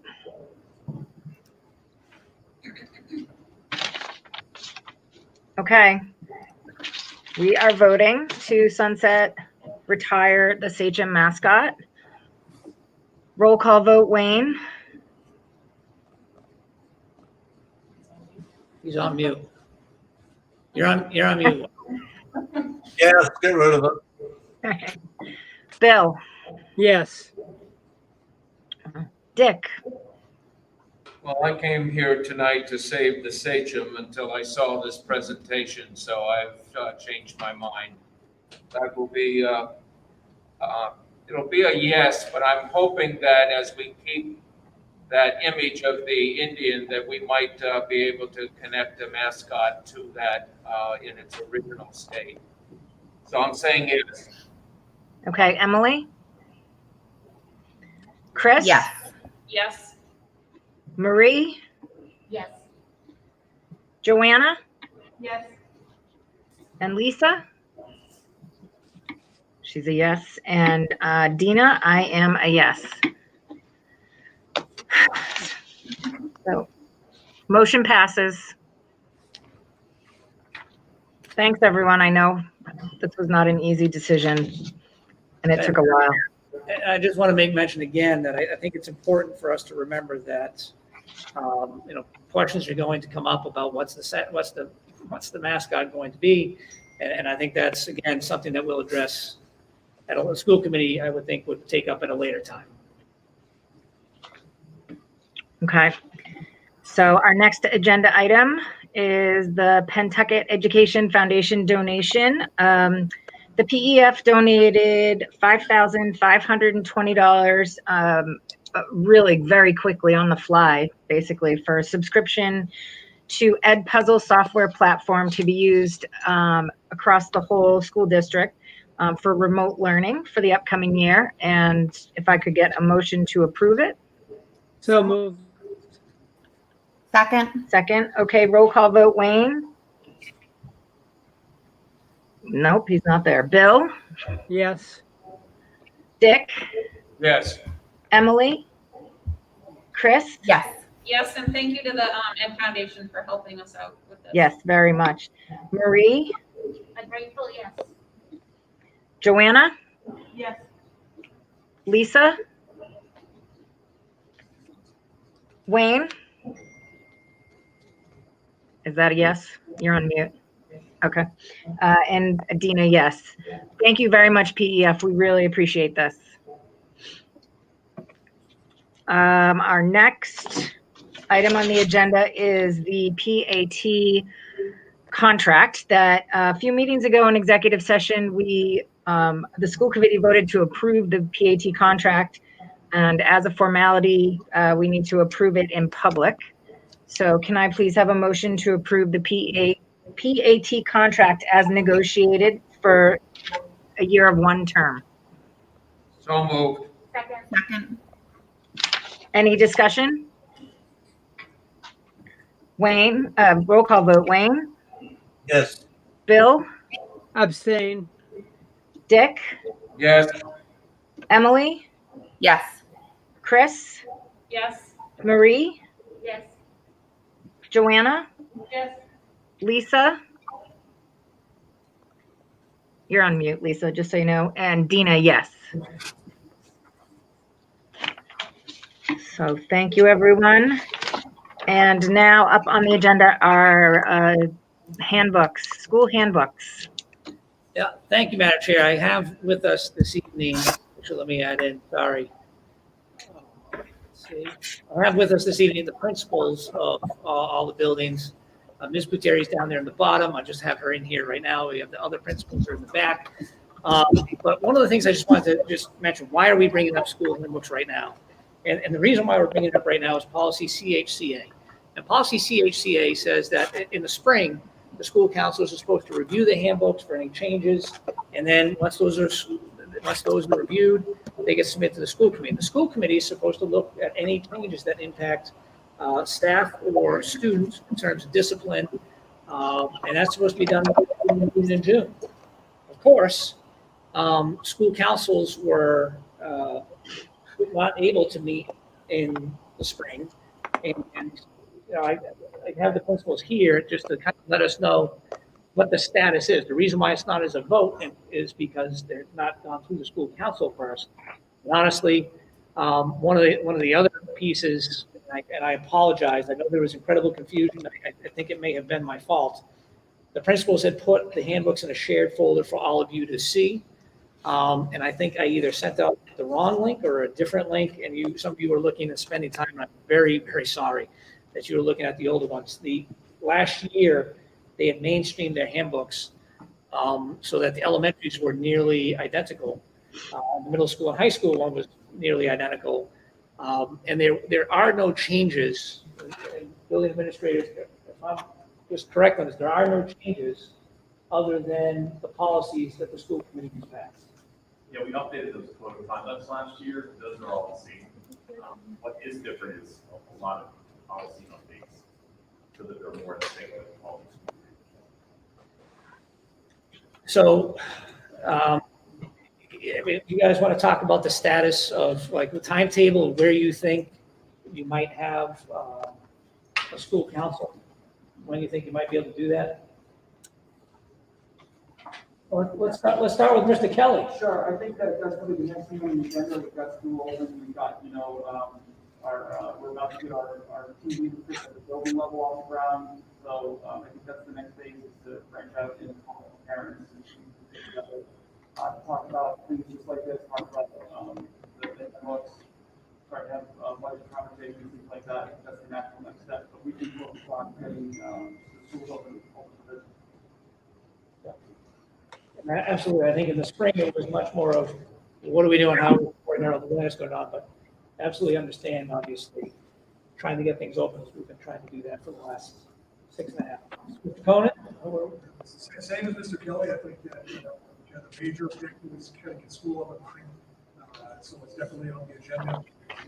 We could set up a meeting with the school council, including so kind of the same goal, the school is open. Things are moving days that we get now done. Ms. Buteri, you want to chime in about your school council? Sure. So I'll say kind of the same thing, but I'd say this week feeling like, I won't say normal, but I'm feeling like we're kind of back into the swing of things. So of course the first, month, definitely, with the staff coming back the first 2 weeks and then the kids coming back almost 3 full weeks now, we really feel like we have a great hold on the health and safety aspect of things in the building. So, we have our team leaders up and running now, and then school council, I would say, within the next 2 weeks, we'll have school council meetings up and running in the building. And Mr. Seymour, you have not just school council, but you also have all the student government and all those other groups that you're. Yeah, it's funny. We're at the beginning of. Before you go up to the takeout line, with nothing, you go, you know, but in reality, we just done the weekend a little bit. that's dignity.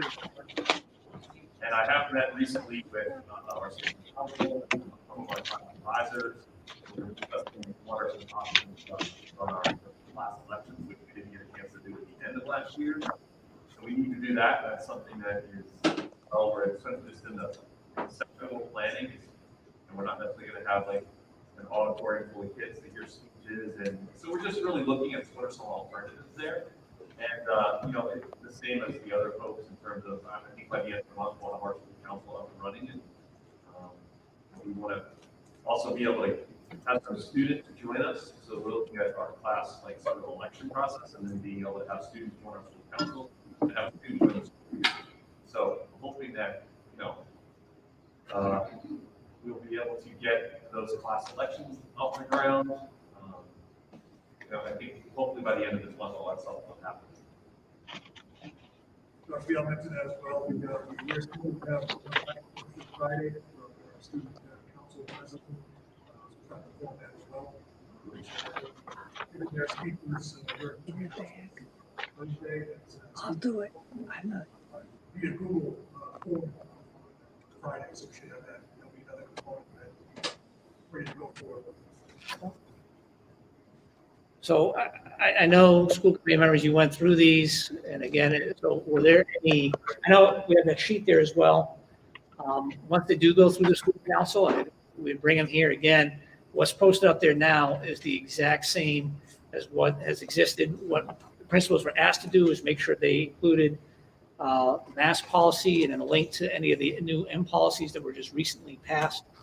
I don't know if anybody has any questions or. 1 second, we get. Can you see that, Dina? Chris had her hand up, and Yeah. then I have. Oh, Dick, question. So Chris was first. Oh, Chris. So I have a couple questions. One is regarding the school councils. I know that way back, like a decade ago, when I got involved with school committee and stuff, I think the school council composition was slightly different than it is now. Commonwealth of Massachusetts kind of pulled back on some of the requirements, but I do believe that there's still supposed to be somebody of like a community base, or somebody who's not actually in the school. I don't know that I saw that on the listings that I saw, so I don't know if that's something we typically can't get somebody so it's not filled, or if it's something that we need to kind of, I am thinking based upon the number of emails that we receive and the number of questions and things like that, there may be people now who necessarily aren't in your school committee, but kind of want to know what's going on or have an opinion or whatever. So I'm hoping that each of the schools can think about that to really get that piece back that is from outside your parents and your teachers. And then the second thing is going through some of the handbooks. I know I'm going to pick on the middle school, but I know you just started. But like there's a whole section in there about athletics. I don't know if the middle school ever offered athletics way back when. I don't know if some of that was put in here that we could do because we were the principal of both. So I'm not quite sure, but having that section in there about all the athletic things, we don't offer anything. And what we did offer, the community program for track and cross country, like I don't even think that's happening now. So the question is, do we keep that in there, or do we just say? I know, like 2 years ago, there were some 8th graders who played on the basketball team. So there are things, but maybe there's a way to say it, because otherwise, I think you look at the handbook and it's like, well, geez, where's this tennis program that is supposed to be, stuff like that. And I guess I could say it for everyone. There's something in there that we don't offer. I know that our stipend changed and our, to really make sure that that's not in. Thank you. Thanks, Chris. To the middle school principal, I would say, don't delete that section of the sports. I saw the same thing and was rather confused. I would put that aside because once we get the new building, if you have an outstanding 7th and 8th grader, that kid is going to be playing on a high school team for probably 6 years. So I would just put that aside and then add that later. But I think you could just say, refer to the high school handbook. For now, yes. I agree, but to have it in there, I think muddies it up a little bit. Just wanted to say to Mr. Seymour, boy, did I retire in time to not have to go through what you guys are going through. That is probably the most optimistic principal's message I've seen ever during the 2020. I just wanted to praise you for that. I'm not asking for a change on national and international educational opportunities. I'm just going to assume that's going to be very limited, if not at all. Well, you might remember just the way the committee kind of ended that whole German exchange. This was what replaced that, and so that there's a position where the staff member who tries to help coordinate opportunities like that. So we were just trying to match students up with organizations that did that travel. Okay. But you're exactly right. I mean, no one's traveling internationally right now. But it's wasn't something that we necessarily thought we should take out, because it hopefully will be something. Now, in terms of the cyberbullying, I didn't see police anywhere near that. And I found that to be a very successful way of telling students, if you've been bullied online, print it, bring it to me the next morning, and I will have it in the hands of a policeman who will be visiting the bully's home at 7 o'clock that night. Only had to do that once. It never happened again, ever. The word got out, but I've not seen police anywhere in there. Well, I mean, this is the school committee policy that, this is what the school committee policy specifically put that in the handbook. It doesn't mean that we don't collaborate with the police. Yeah, because you have a memorandum of understanding. We have an MOU, plus we have the school resource officer, we work very closely, and we do exactly what you're describing. It's sometimes what we do. Okay. Give that information to the police. I took some notes here. Shriyan, It's in our policy that they report to law enforcement. Yeah. All right. I had a question about, actually for all the schools. If we have Chromebooks from, say, kindergarten all the way to 12th grade, why is the student allowed a telephone during the day? I'm not anti-telephone. I want them to have a phone before and after school so they can say soccer practice was canceled. Sammy asked me over, we're going to work on homework together, and his mom said I can stay for dinner. Can you pick me up at 7? I want that to happen.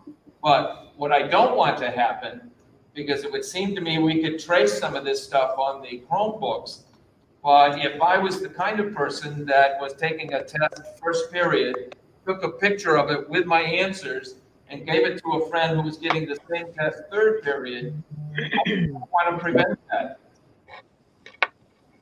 So I'm opening that. Why are the telephones allowed in any of the elementary, middle, or during the day? Well, we've had what is called like the BYOD, right? Bring your own device, because we really have never gotten to the point where we've had a one-to-one with our students. And so, like, I remember back when we first installed the Wi-Fi system, and we got a grant for a little football, like iDevices, and teachers would use them in class, and that's sort of where the BYOD started. Because it really can be a supplement, and I think sometimes the workflow, particularly, sometimes it's multiple devices. They might be doing one thing here, they might be doing something else here. So we kind of have seen it as a one way for some students to have access to things. Like some students they can type projects, they can collaborate on a Google Doc right from their phone. So maybe I'm a little too concerned. Well, I don't know that you're too concerned. I mean, I think it's something that we should be thinking about and just protective of information. But I think it's, at least for students at the age where I'm working with, it's kind of part of the workflow for them. Okay, and my final, and you'll probably hear this with our COVID policies. The middle school says no hats. The high school, so what we're saying, and I really see hats as an outside garment anyway, but I'm thinking that if you've got someone coming in with a hood, someone coming in with sunglasses, whether they think they're cool or not, and then they've also got the mask. I have no idea how any of you administrators could possibly identify. And there are people on this planet we don't want in our schools. Our kids are precious cargo. So I would ask you, Mr. Seymour, to sit down with the middle school and see, because you've got kids going back and forth about, and I'll give you an instance, a quick story. There was an instance where one of your high school students came in a few years ago, and I won't use the language he used on the middle school staff that asked him to remove his hat, but I will tell you that he found this teacher's room not for days, but for weeks after that, and tipped his hat for weeks at that teacher's. Now, that wouldn't have happened if both schools had a no hat policy. So I'm just passing that on for you two to kind of figure it out yourselves. I'm a no hat person, but I'm kind of old school.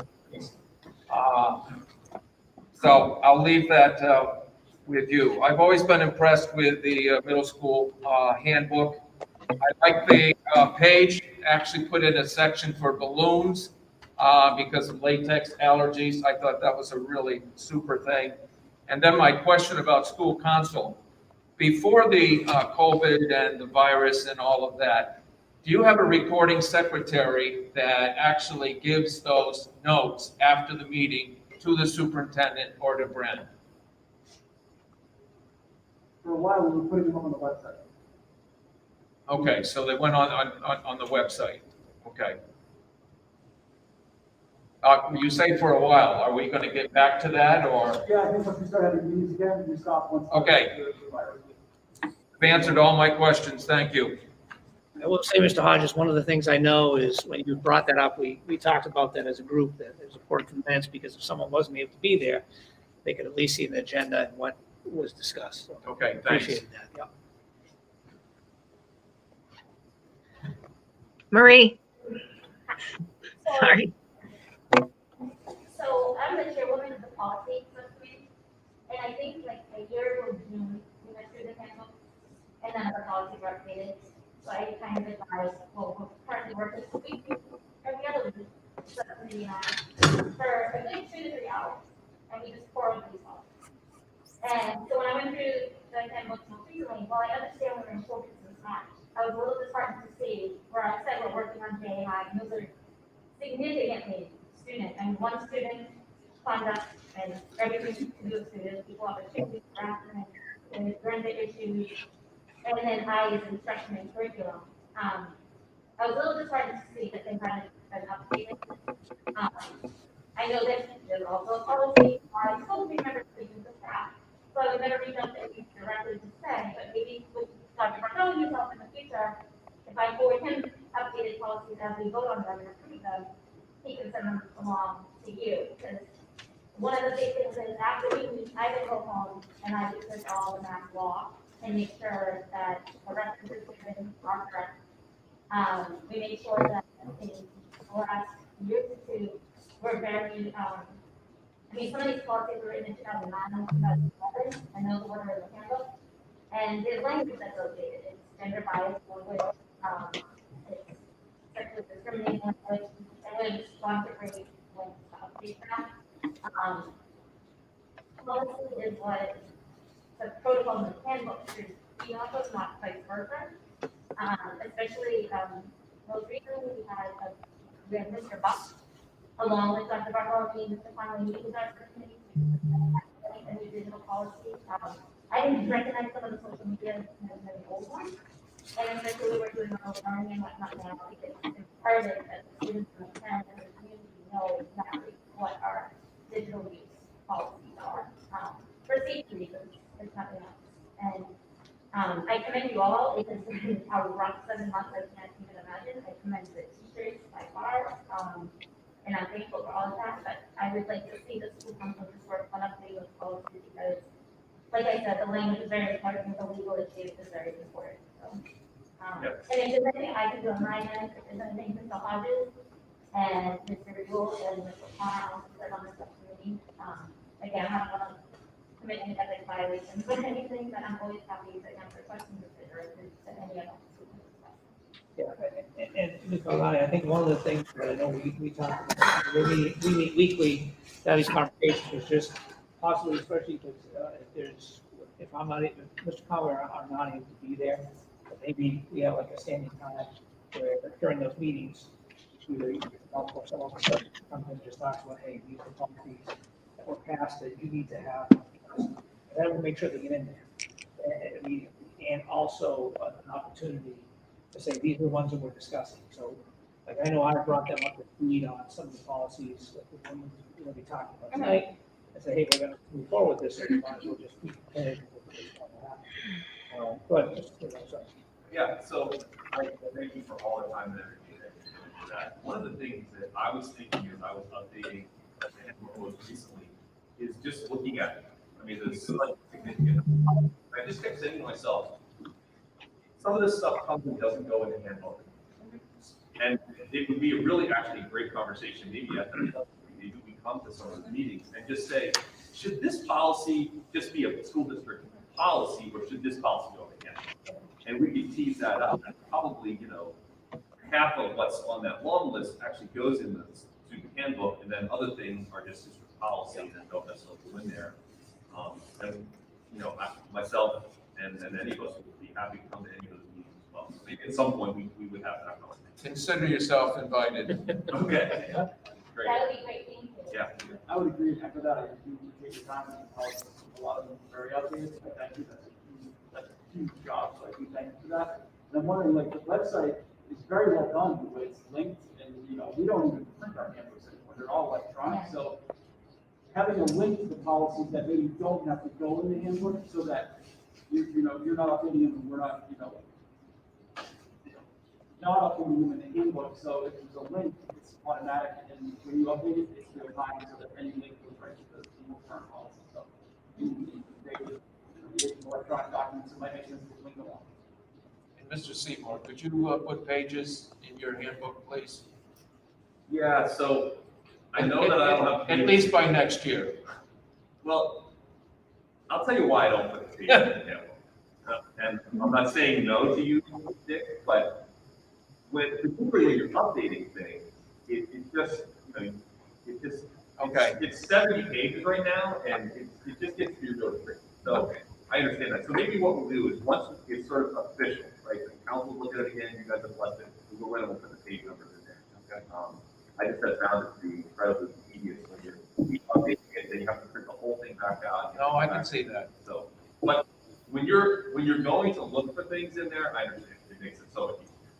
And it wasn't true to the point, even when I was reviewing them, there's sections like there's attendance. Well, there's attendance policy. I believe that all police, even if you know the policies, which says we are for additional policies that actually coincide with the policies, we'll say cross-reference. So even if because it's one of the say, please reference policy 3E, or just that I'm wrong, I have read the whole policy. But, and we're learning from it too. At one point, I believe we had met with the people who's great, so getting them up on the website. He's fantastic. Just working with him. And at one point, we had met and decided to put a whole section up at a time. Whereas now we're moving forward. Oh, sorry. Sorry, yeah, they can't hear you. And I think we'll find it helpful to, in the future, whatever sections are approved will go immediately on the website. We had discussed making that change because they're immediately available. I know Mrs. Mascot also has a hard copy on her desk that she works tirelessly to keep updated, and I'm thankful for that as well.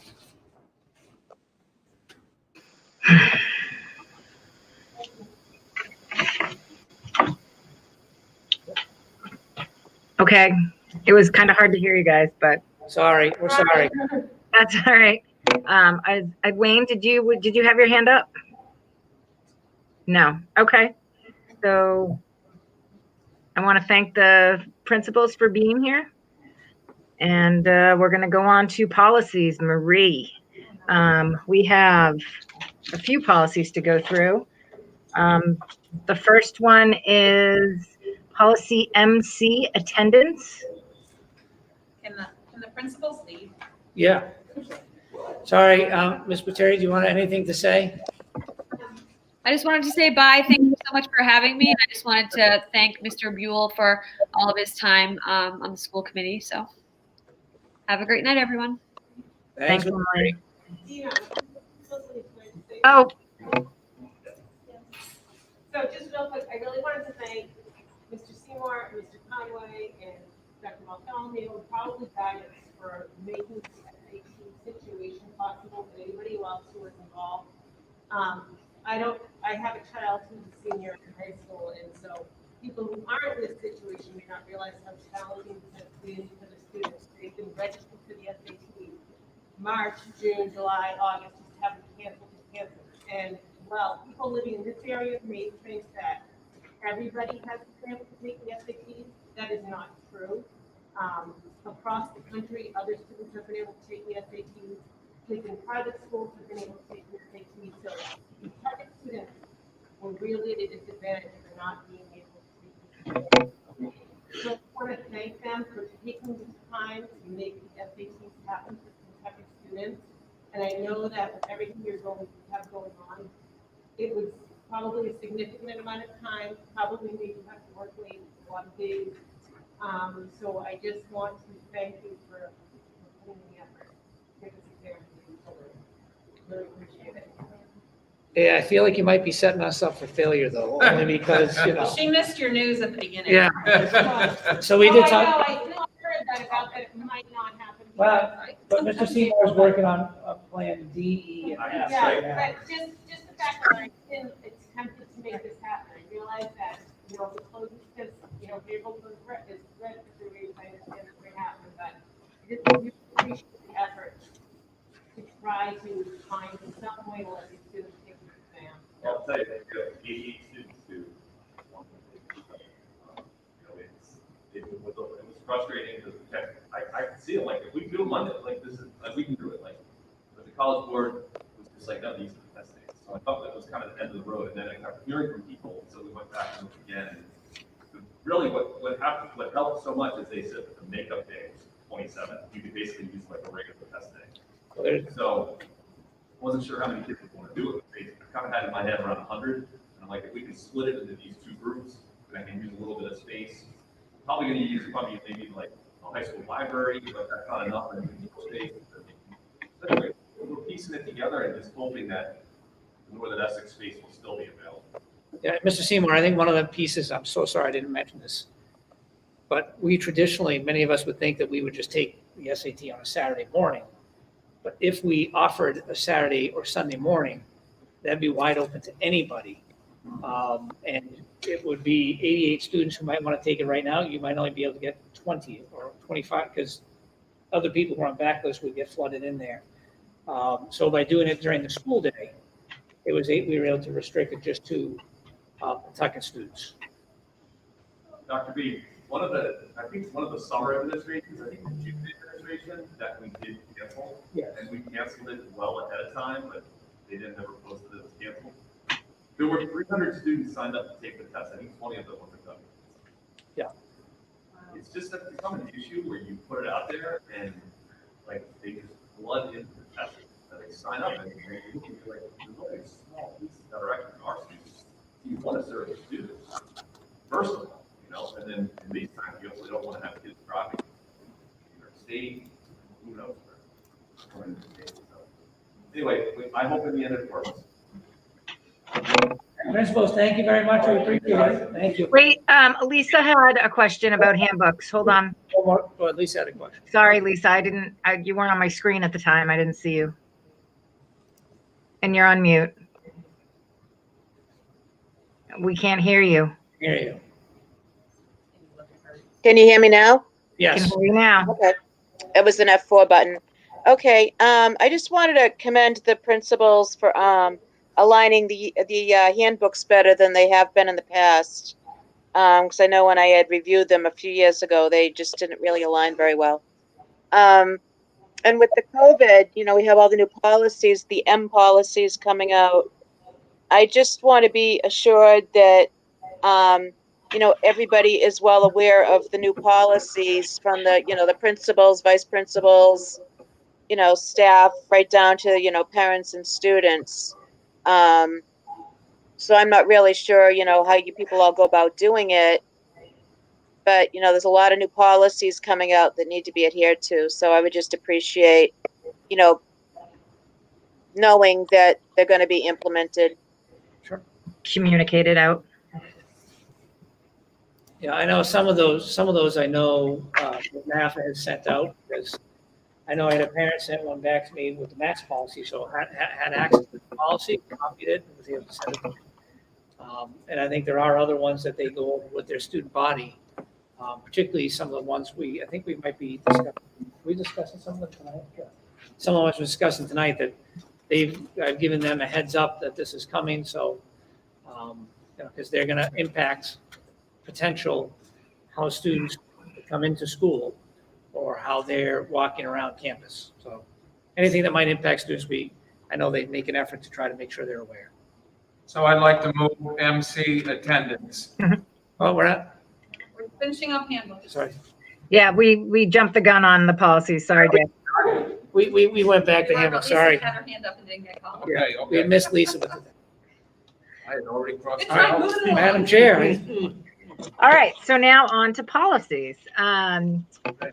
Again, the M policy, MC attendance. So moved. Second. Is there any discussion? Chris? So I had a quick question in reading this about when we have students who have to either eat out because they're quarantined regarding COVID and or if they are actually sick, so I'm just worried that if we need to put something in there, with regard to having extended time because of that. And I don't know that it's necessarily in there. You know what I mean? Extended time to get their work done.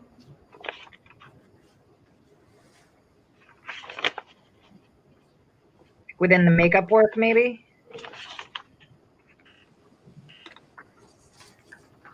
It's in the public, in the general policy, it says for general excused absences, it's the responsibility of the students may have all missed assignments, tests, or quizzes. Right, but I think we talk about specific time guidelines, and I think if there are kids who are actually sick, they need extended times, but maybe they're not to the point where they're end up on a 504 or some, Like I think there needs to be an understanding that there are circumstances out of the ordinary for normal times when kids would be out sick because of him. I worry that this is not flexible enough for some of the things that we might encounter right now. Does the fact that the parent will be responsible for retrieving this material at the close of the school day in the office, does that help that child to keep up? I think that that's actually worse, because if you're in a house that's quarantined and you don't want to go to the school to get. Okay, no, I got so I think that's one little piece, but I think it's just in general that, and I don't know how to put this, and I don't know if it just needs to be, that we understand that there may be circumstances due to this pandemic that might make some of these timelines harder than typical.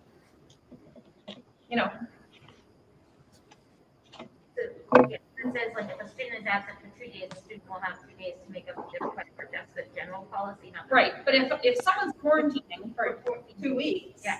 So they have another may 14 not have the ability to finish that up in 2 days because. No, they would get 14 days. If you're out for 2 days, you get 2 days to make it up. So if you're out for 14 days, you get 14 days to make it up. Or 10 days, I guess, is 2 weeks. But the school say that? Yeah, it says it in the policy. I think it assumes that. No, it says it under Yes, makeup the work. top- It says the student will have as many days missed in order to make up the work. For example, if the student is absent for 2 days, the student will have 2 days to make up the required work. So if the student's absent for 14 days, they will have 14 days to make up the work. So I actually had this question, my own child asked me this. If I'm sick, am I still present in school? And I said, what do you mean? And then we had this discussion, it just occurred to me now. And I just said to her, I said, well, it depends. Are you sick to the point where you're not able to join class and like you're not capable of doing that? And that's where you would normally stay home, or are you under quarantine? And I think at that point, that's where you have to make sure, like, same process, like you're calling and you're calling in that you're sick. And then it's documented that you are sick, and the parent would go through the normal protocol that, hey, want to let you know Justin's not feeling well. He's not going to be able to participate today. And then I would get that additional time. Lisa, you had your hand up? Yes, I just think, as long as everybody has the accommodation available to them to, whatever is listed out in a like Chris had said, in a 504 and IEP. Or even if there's circumstances, that they're, really sick for a couple of weeks, that, that they have extended time. And my concern with the attendance is that, what does that actually look like with each teacher? It has to be the same across the board when it comes to, remote or hybrid or whatever, that everybody is kind of doing the same thing and everybody has the same protocols. So overall, I think it's not, there's a same general approach, and that is by the end of I think at the end of the week, the teachers submit to the front office the attendance for that week. But the system defaults to students being present. Some teachers will take attendance based on assignments that they might have assigned during that day. Other teachers are going to look for students who are physically present there, or some are using Google surveys to indicate that a student has. So we would not put teachers in a position where they all have to use a Google survey or something like that, or that they have to have an assignment to submit every day, because if I'm in a class of 120 students, that means at the end of the week, I get 600 assignments I'm looking at to take attendance. So that's been left up. We've given, or the principals have actually given them the flexibility to submit that attendance at the end of each week to front office. The front office can make the adjustments, because in the classroom perspective, a teacher on Infinite Campus has to make the changes by the end of the day. And if they don't make changes by the end of the day, they do not have the opportunity to make the adjustments the following day. So it has to be done administratively in the building's main office. Well, I just want to be sure that if anybody has an accommodation like time and a half or double time, they can't really be held to the same standards as the typical neurotypical student. Oh, yeah, absolutely. I mean, all IEP accommodations, to the extent possible during the pandemic, have to be followed. And if it is time and a half, then they still get time and a half. Okay. Yeah. So any other questions, comments? The motion on the floor is to approve MC attendance. Roll call vote. Oh. Roll call vote, Wayne. Bill? Yes. Dick? Yes. Emily? Chris? Yes. Marie? Yes. Joanna? Yes. Lisa? Yes. And myself, yes. Okay. Next is policy MD, time on learning. Move MD, time on learning. Second. Any discussion? Okay, roll call vote. Wayne? Yes. Bill? Yes. Dick? Yes. Emily? Chris? Yes. Marie? Yes. Joanna? Yes. Lisa? Yes. And Dina, yes.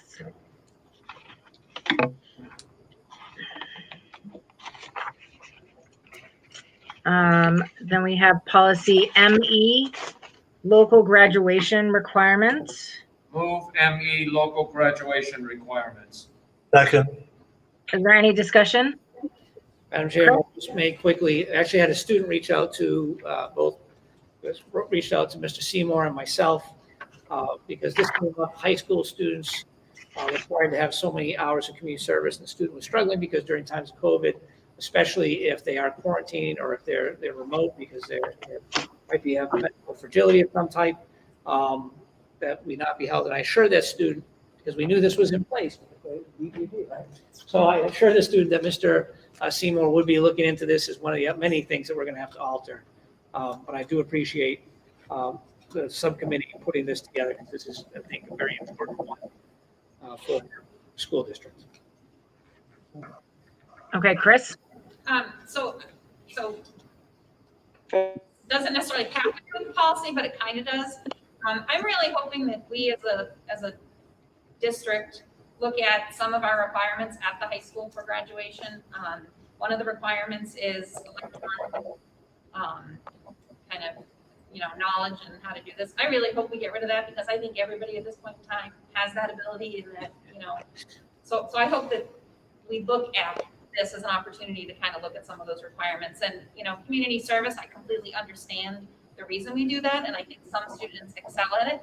I think other students have a really hard time with it. So, and outside of a pandemic, it's just not in their nature. So I hope that we take a look at it. I know might not be good, but I think you make a very good point with some of the requirements, especially when we're not quite one-to-one, but everyone is pretty much required to be working and operating on a electronic device and interacting with it. I think we don't have that answer right now. Okay, thanks, Chris. We'll discuss that at a later time. So does anyone else have anything else? No. Okay, so we're going to vote to approve ME local graduation requirements. Roll call, Wayne? Yes. Bill? Yes. Dick? Yes. Emily? Chris? Yes. Marie? Joanna? Yes. Lisa? Yes. Dina, yes.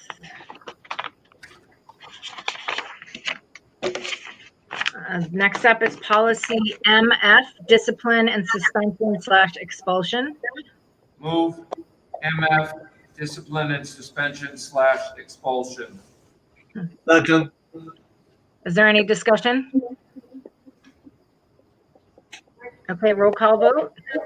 On it back here. I know you can't. Oh, sorry, Joanna, I didn't see your hand. That's okay. So the thing that I'm concerned about is that we say students whose behavior intentionally or unintentionally puts others at risk at the discretion of the building administrator will be removed from the hybrid learning.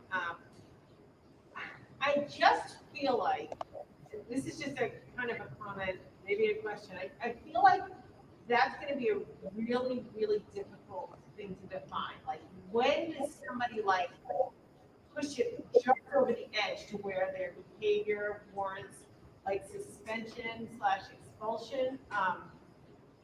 I'm concerned.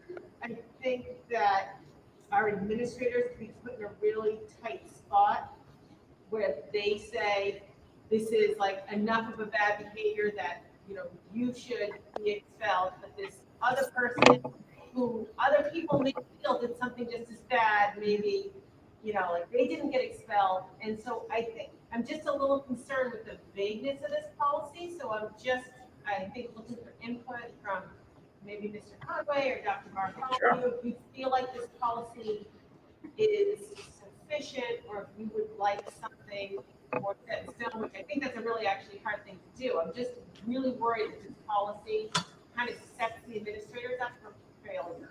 Yeah, so it's a great question, a great point. We brought up this has come up once, I think, this year with a student who was struggling or defiantly not wanting to wear the mask.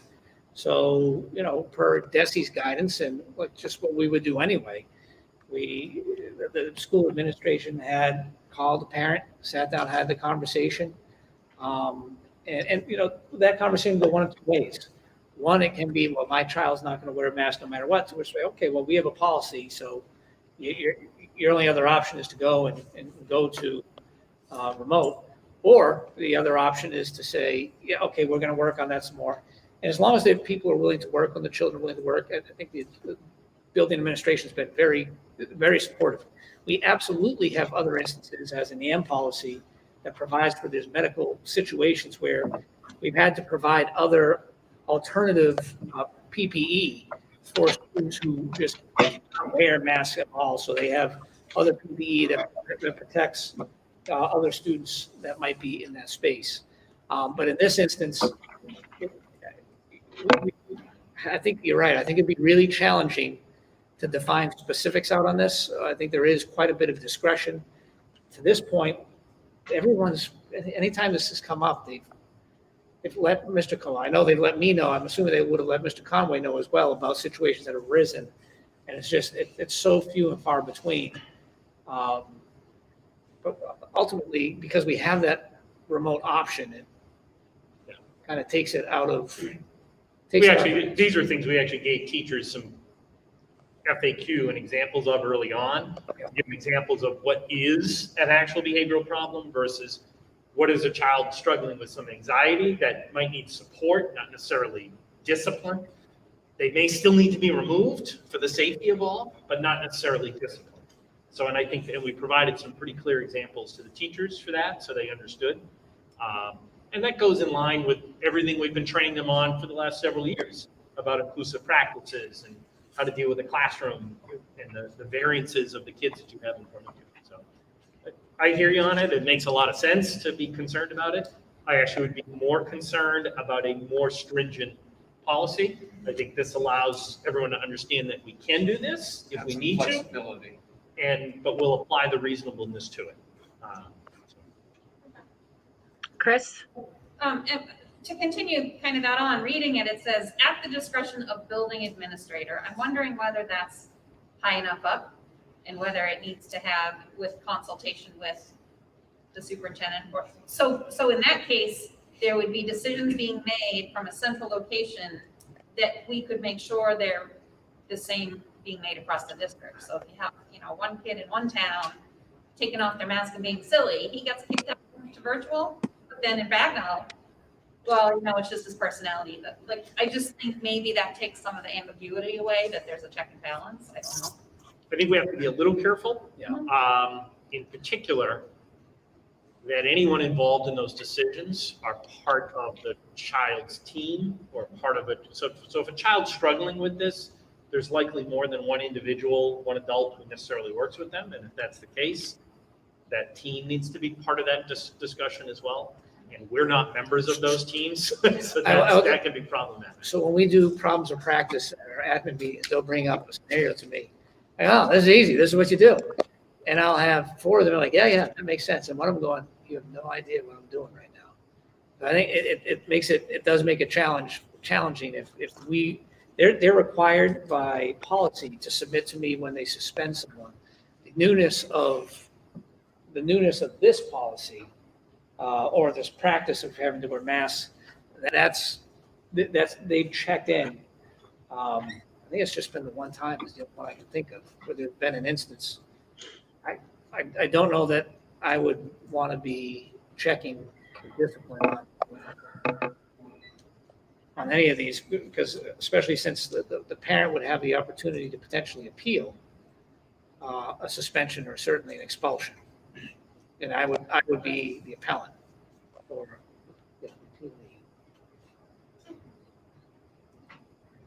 Marie? I believe, in response to Joanne's question about specific disciplinary actions, and this one gets thrown out, this one gets this.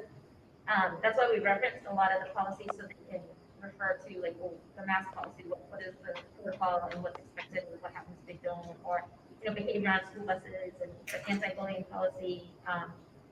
Because all of those, and then reading through all the handbooks we just read through, they have that metric system of, okay, first offense or general behavior, or this child has, an IEP that reflects behavior. I think all of those are taken in consideration by the administrator. I totally understand what you're saying because, and to Chris's point, how do you know one in non-mask versus one in right now in very similar situations? But there are resources there for the administrators to look for guidance on how to handle that situation, and they're listed there, but to go into depth could potentially be an issue too. So I'm happy to take any suggestions on how to adjust it. Yeah, I don't really have any specific suggestions. What I'm worried about is say you have a student, right, a whole group of students, get together on the weekend, they decide to have a big party. And so can that be viewed as intentionally putting others at risk? Because you intentionally put yourself in a situation where you could spread virus, and then you come to school, and is that considered enough of a violation where somebody could be then removed from the school system and put into a remote situation? And it's because we're kind of seeing that in other districts, right? Shutting down because they see it. It's already happened. So in that, and So not a true discipline, but sort of like a broad action. Yeah, an action that technically, like that really is putting others at risk because you're doing something that you know is not right. It's not even like under it violates mass law, right? It violates the governor's orders. And so you're doing something that then you come to school, you're with a whole bunch of people, so you're really putting people at risk based on your actions. And so that's what came to mind when I read this policy. And so, in community, some people might interpret, like, look at this policy and say, well, their actions put others at risk, so they should be removed and put into a remote-only model because of what they did, say, on a weekend, or they flew to Florida on a family vacation, and Florida's in a red zone, and I don't think they should have come back to school, because they didn't, they violated the governor's quarantine orders. They didn't come back to the state and quarantine for 14 days. So, like, I'm concerned that those are the things that are really tricky for us to handle. So, do we say something like, if a student violates the governor's orders, anybody who violates the governor's orders, would be removed, put into a remote only. For a period of time? Yeah. Those are the things that I started thinking of when I read this policy. And I think that, that vagueness of when is somebody considered to, like, intentionally put others at risk? What type of behavior constitutes that? So that's, I don't know. I don't have an answer. I think some of the schools are doing that for at least a week, that they go into remote for a week before they are allowed to come back to hybrid. I read someplace where a school did it for 2 weeks. You mean for disciplinary purposes? Yes. Or they're suspended and not even able to attend remote. Because everyone would have to go remote if we have a big Snowstorm. party, Snowstorm. Yeah, with 100 kids? Yeah. Yeah. So going remote wouldn't be punishment because everyone. I get it. So we have a motion on the floor to approve it. Do we need it? Do we vote it down so that we can rework it? What do you guys think we should do? I would amend it. So I would just say it's fine. If we want to sit back and think about how to rework it, the schools are going to be fine with that. We'll continue to operate. So even prior to this policy, I gave an example of where we've had to apply this. Just using the mass policy. So we have no problem. The district doesn't have a problem if we need to spend more time thinking this one through. Okay, I think that's probably what we should do. Chris's hand is raised. What, Lisa? Chris's hand is raised. Oh, sorry, Chris? Thank you. I know that some of the policies are urgent, we have to get them in. Do you think this is of the nature that we need to get something on the books right now? Or are there enough policies that could substitute for this for behavior purposes that?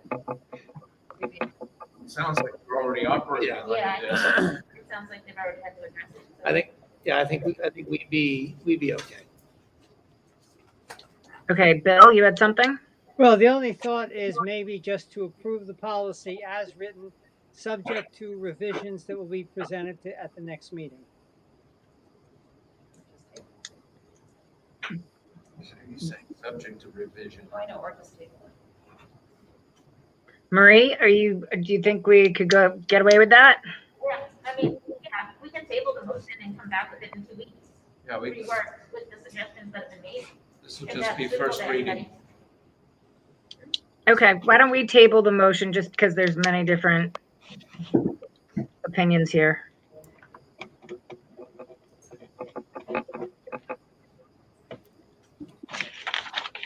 Okay, the next policy is MQ, PRSD policy prohibiting hats, hoods in school buildings. Move MQ PRSD policy. Second. Emily, you had a, oh. No, sorry. I'm very happy to, and I lost my screen and can't see it now. So I can't quote what I was going to quote, but you don't care. I'm very happy to see this policy. Like Dick was saying earlier, thank you for putting this there. Well, thank you to the SRO officer for bringing this to our attention. Oh, boy. At a policy subcommittee meeting. I think we've met him. Because it's of vital concern to our staff. And to the school committee members that had the opportunity to speak with Officer Dwyer as well. It was very informative, and we think it's pretty imperative that we get it from the books as soon as possible, and then we can start taking into action ASAP. I would like to point out I was not one of those school committee members. Just saying. And I think it's important to know, I mean, you can look at me with my mask right now. If I were to put on a hood, you have no idea who I am. It's unrecognizable. And, so I take this. Add some sunglasses and. Yeah, you're incognito. That's right. It's what we do not want in schools. Okay, so any more discussion on this one? Hand in the back. Yeah, I was just wondering, like, why this is part of the school policy, it's not part of our general policies. So generally in policy, we don't do dress code, that's a handbook issue, and it is mentioned in the handbooks, but it's not being thoroughly addressed in every school. And it's, with COVID, it's a bit more urgent, and that's why it's becoming a policy with COVID, because now, as the policy states, it's not just having that hood on, but when you add a hat or a hood or even sunglasses to the mask, there's very little you can see, and you don't know who you're letting in your school buildings. You don't know who's sitting in your classroom, and that is very concerning. So, first, security measures because of the masks, additionally. Okay. While we don't ever allow hats in the hoods based on dress code policies, it's even more urgent. And we aren't taking it to this level with the policy. We're hoping that it's addressed. At all schools. Chris?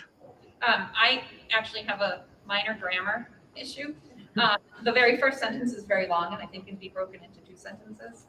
So if you read the first three lines, masks are mandatory for all staff and students, PRSD mask policy, period.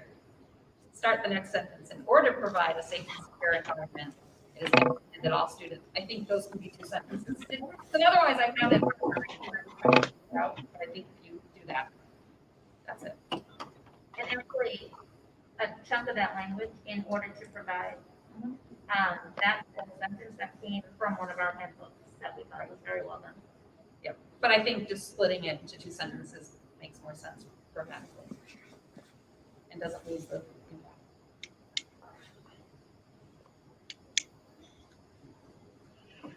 So any more discussion?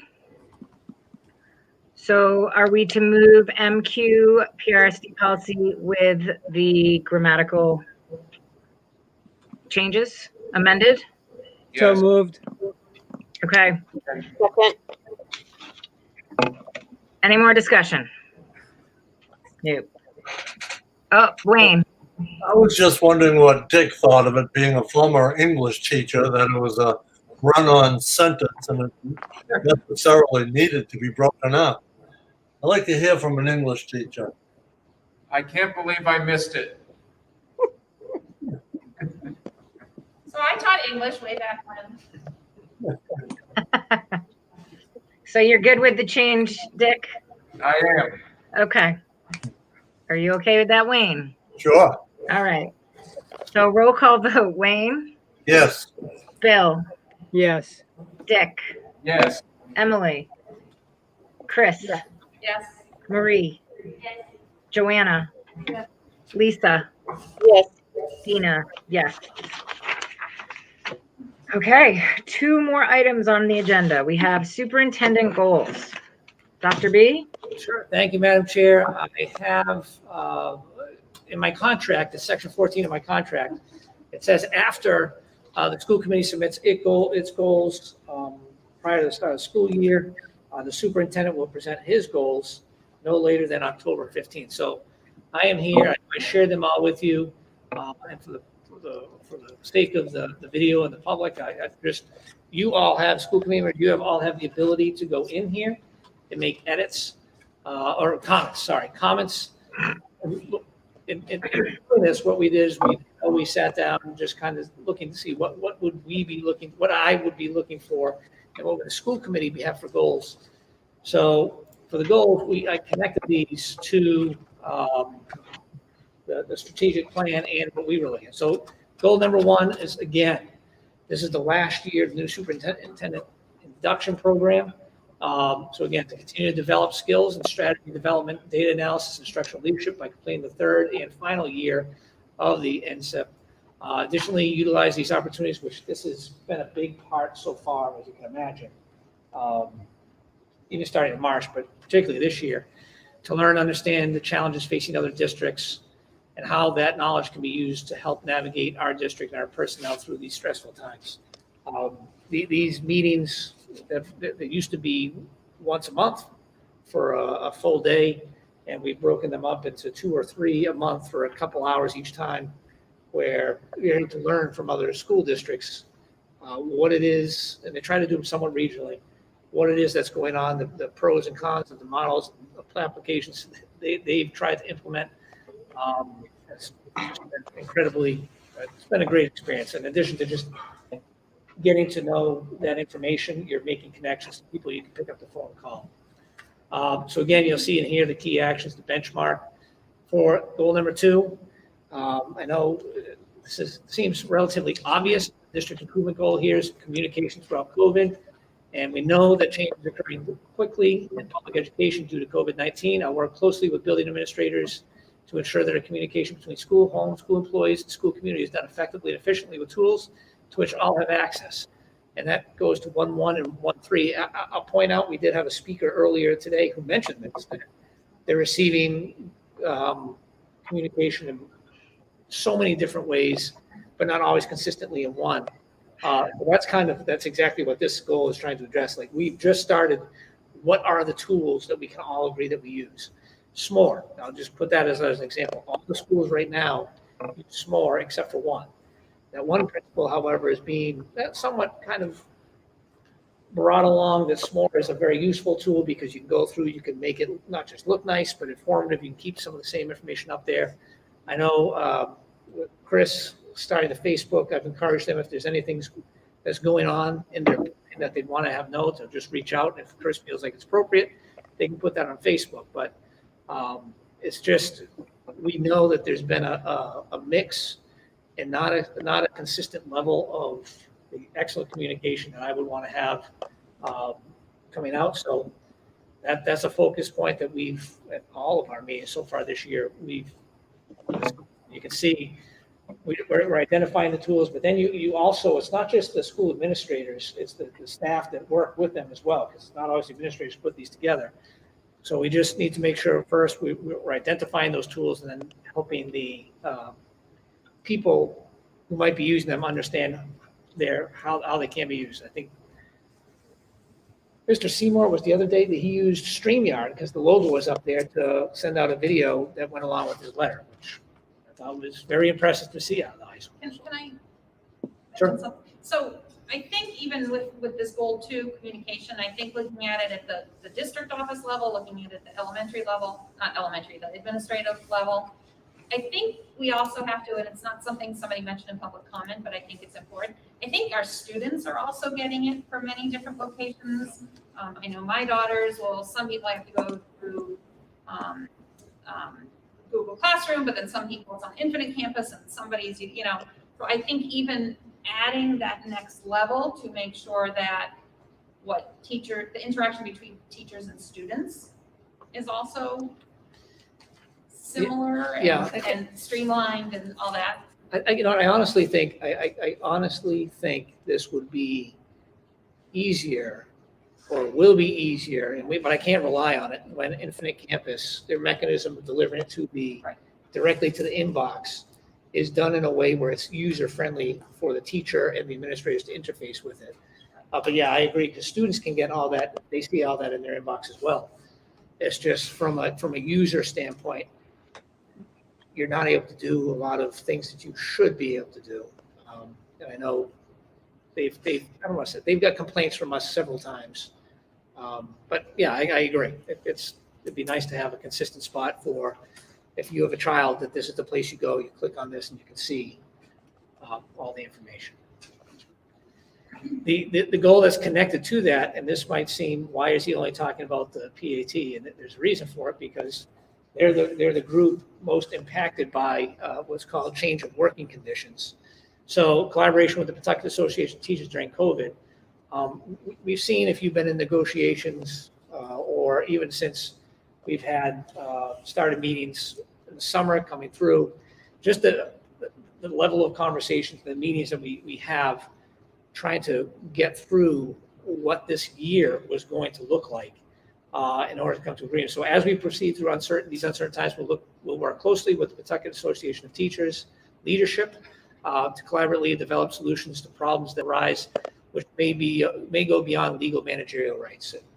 So we've had a lot of, in the last couple of weeks, we've had a lot of good conversations about focusing in on those specific pieces. And I know Mr. Conway and I were in a meeting yesterday where this came up, where we're looking to put together a couple of different groups, one that focuses on elementary, one that focuses on secondary, and one that focuses on kind of the operations and the environmental and safety. So this is a big deal. And again, when things change in the school, the reason why the teachers are mentioned here, not the others, is because it changed potentially their working conditions. So when that happens, you have to keep them looped in and collaboratively work with them through those problems.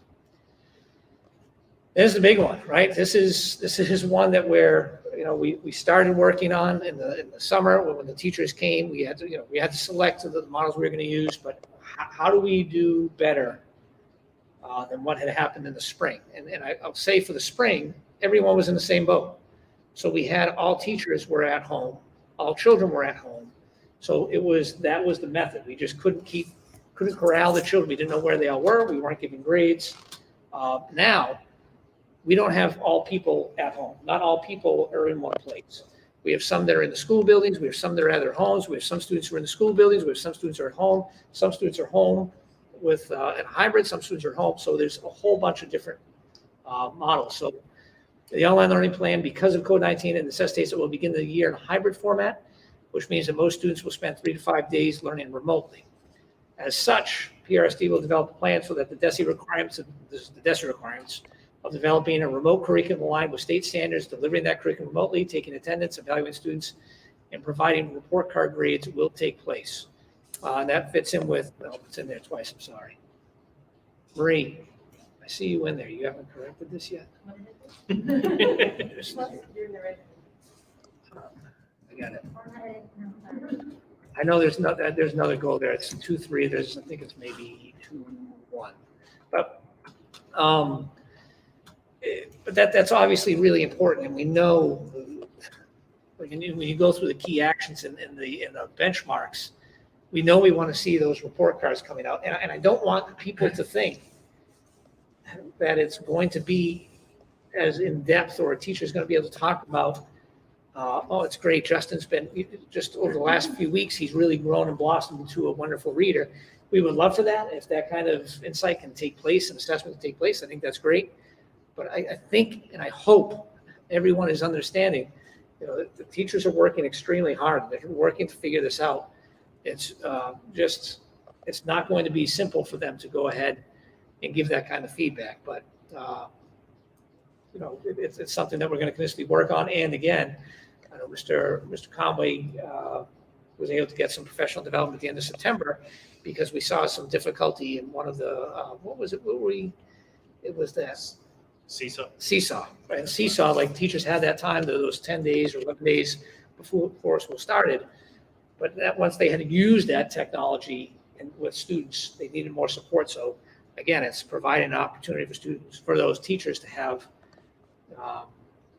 more professional development in those areas where they're struggling. And we actually have a survey. I think the building principals have a survey going out to teachers sometime this week, asking them actually about this and what their strengths are, what their struggles are, where things are going well, where they're not going well, and just kind of breaking down all the technology that they were presented with.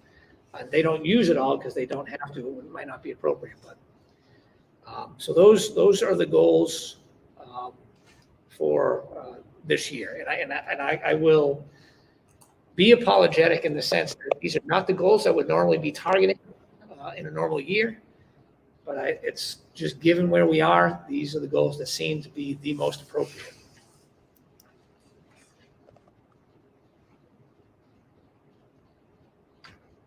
Sorry, I'm here.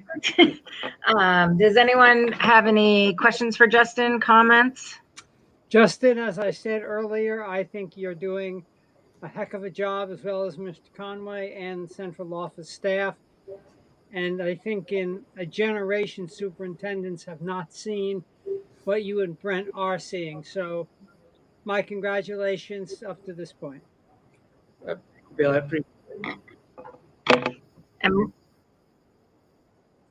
Marie and then Chris. So with middle school and high school, as you can see, their internet campus accounts, and with the students being hybrid or fully remote, that gives you a good glimpse at just in the past to the last of how your child's progressing or what have you, if you choose to look. At the elementary level, it's hard, right? There's trimesters, you go longer length of time.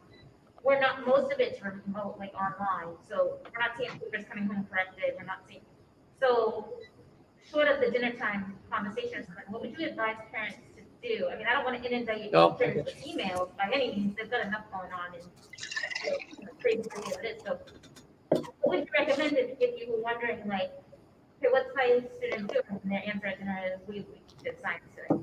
Elaborate what type of science. You get that much? I'm impressed. So like, I don't want a trimester, the first report card to be falling apart and you didn't know. Yeah. So, but at the same time, I'm not going to email the teacher regularly and say, so how's my kids doing? Are they going to be progress reports for the elementary students so they can get that halfway benchmark? Are they going to be? Is there some way to see where, like I said, there's not papers coming home and whatnot that you see regularly? I'm just curious if that's been discussed. So I'll start and say, I think it actually depends on the teacher that you have at the elementary level. I know my daughter has, she's in fourth grade as a teacher. She's been receiving on her assignments a standards grade, like a letter of where she is. And we asked her, why is it so low?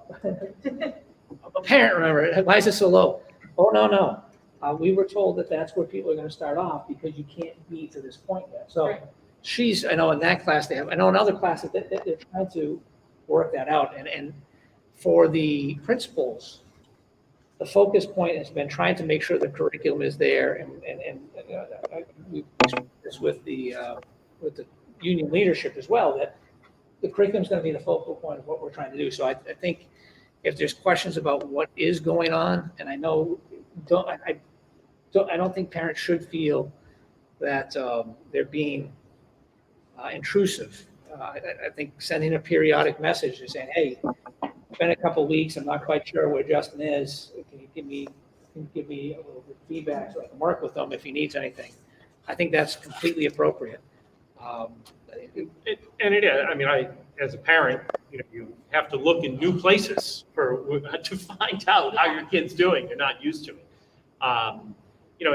And even if we had the parent portal open at the elementary school, other than maybe fourth, fifth, and sixth grade, the younger grades still, there just wouldn't be much in there for you to see. It's not how it's collected. So I think it does require some ongoing communication. I don't think the burden should all be on the parents to initiate that communication. And I think the good thing is through the educator evaluation tool, parent communication and family communication is one of the 7 key indicators they've asked people to focus on this year, because they recognize, DESE has recognized, and it's very clear that parents are going to need more consistent information around how their kids are doing, because the typical ways they're used to learning are just not present, right?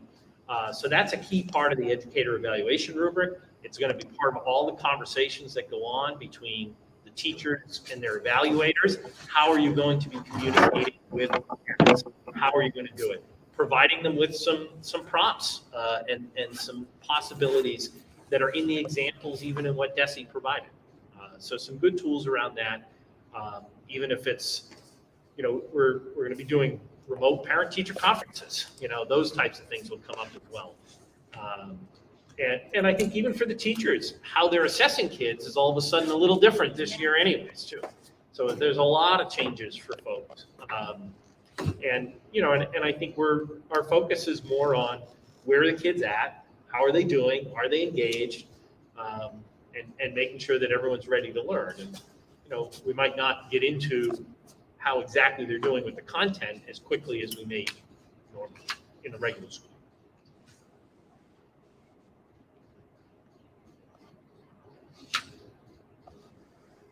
Move the motion.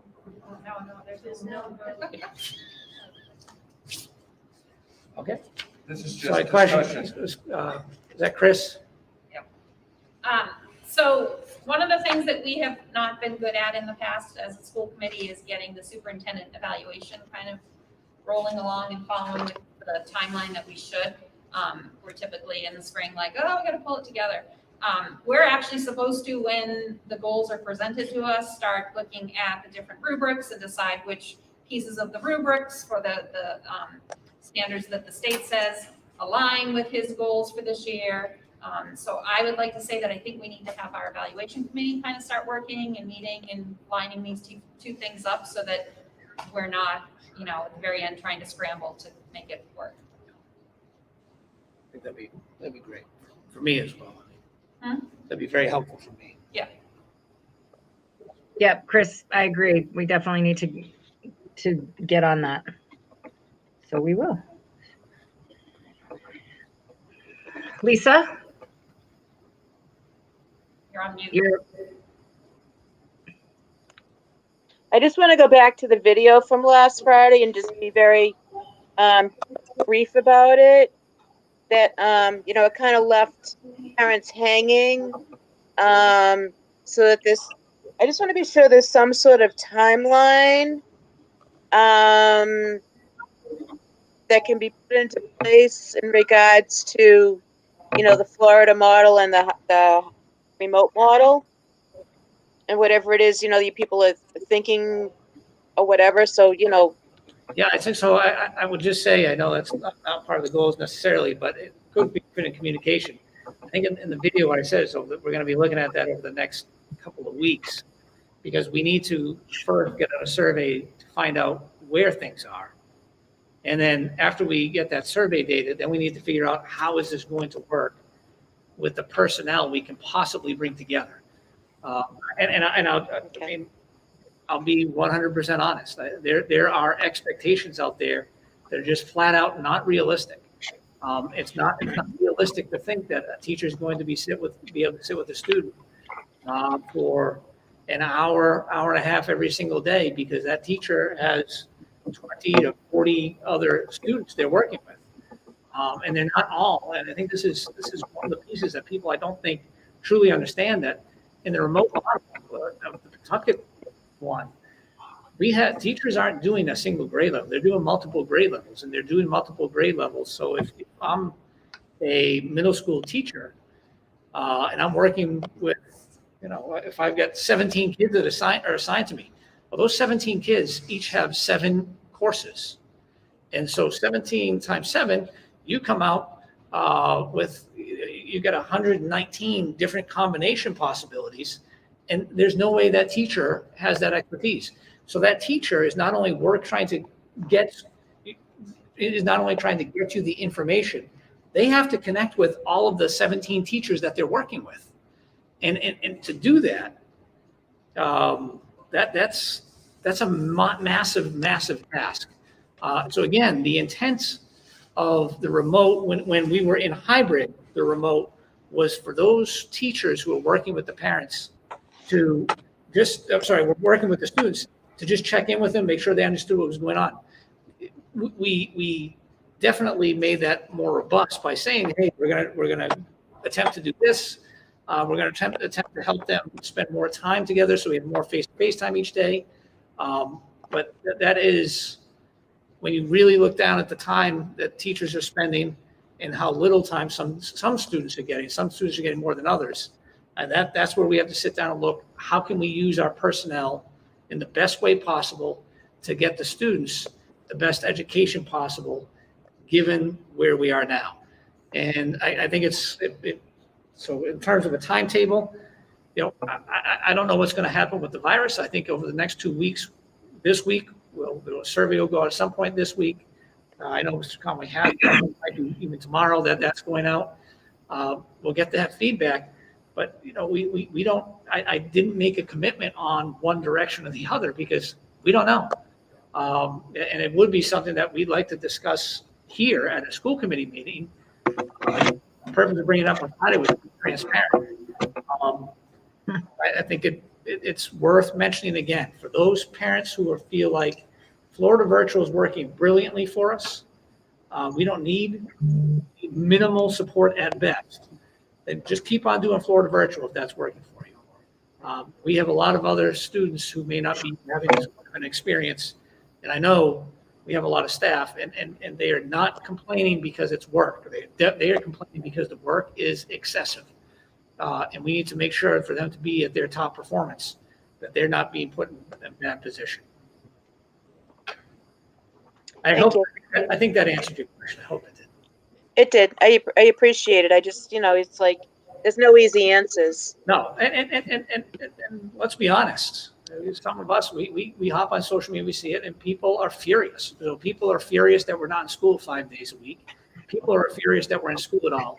People are furious that their kids, that teachers, some teachers have students in school 4 days a week, not understanding that if the teachers don't have their kids in school 4 days a week, those teachers won't be able to be in school, and we don't have any subs to fill those spots.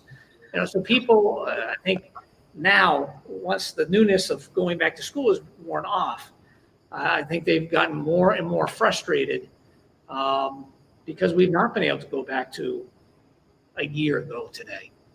And it's not frustrating just for parents. Believe me, if we could go back to that, it'd make my life so much easier.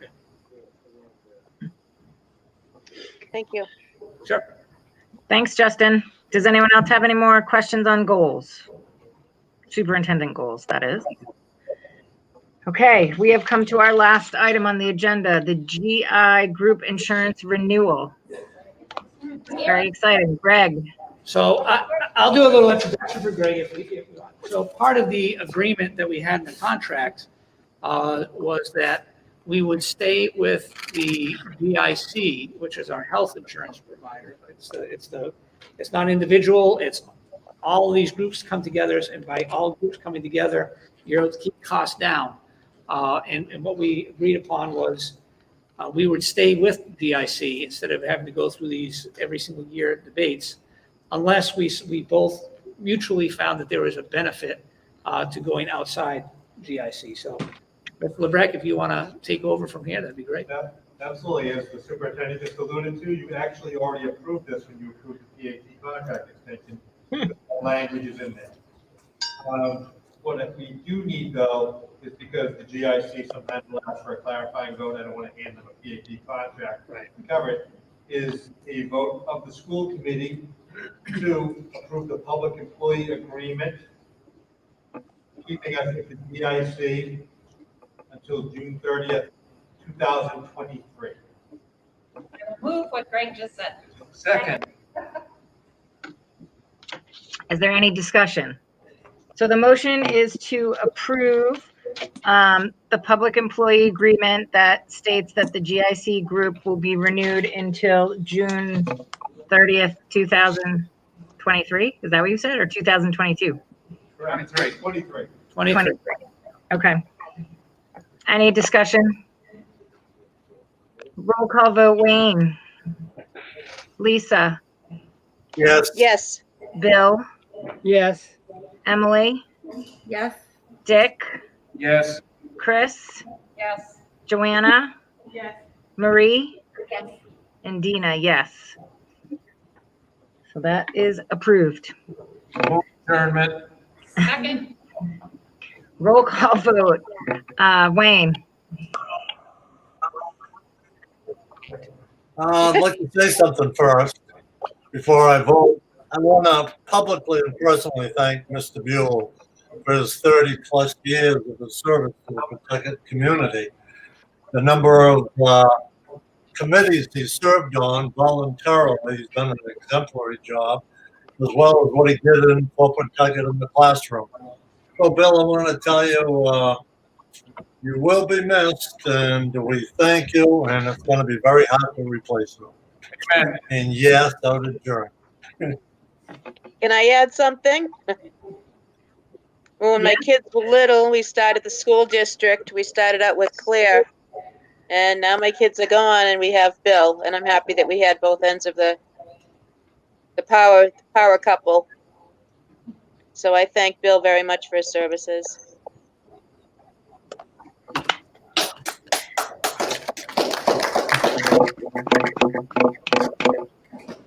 Thanks, Lisa.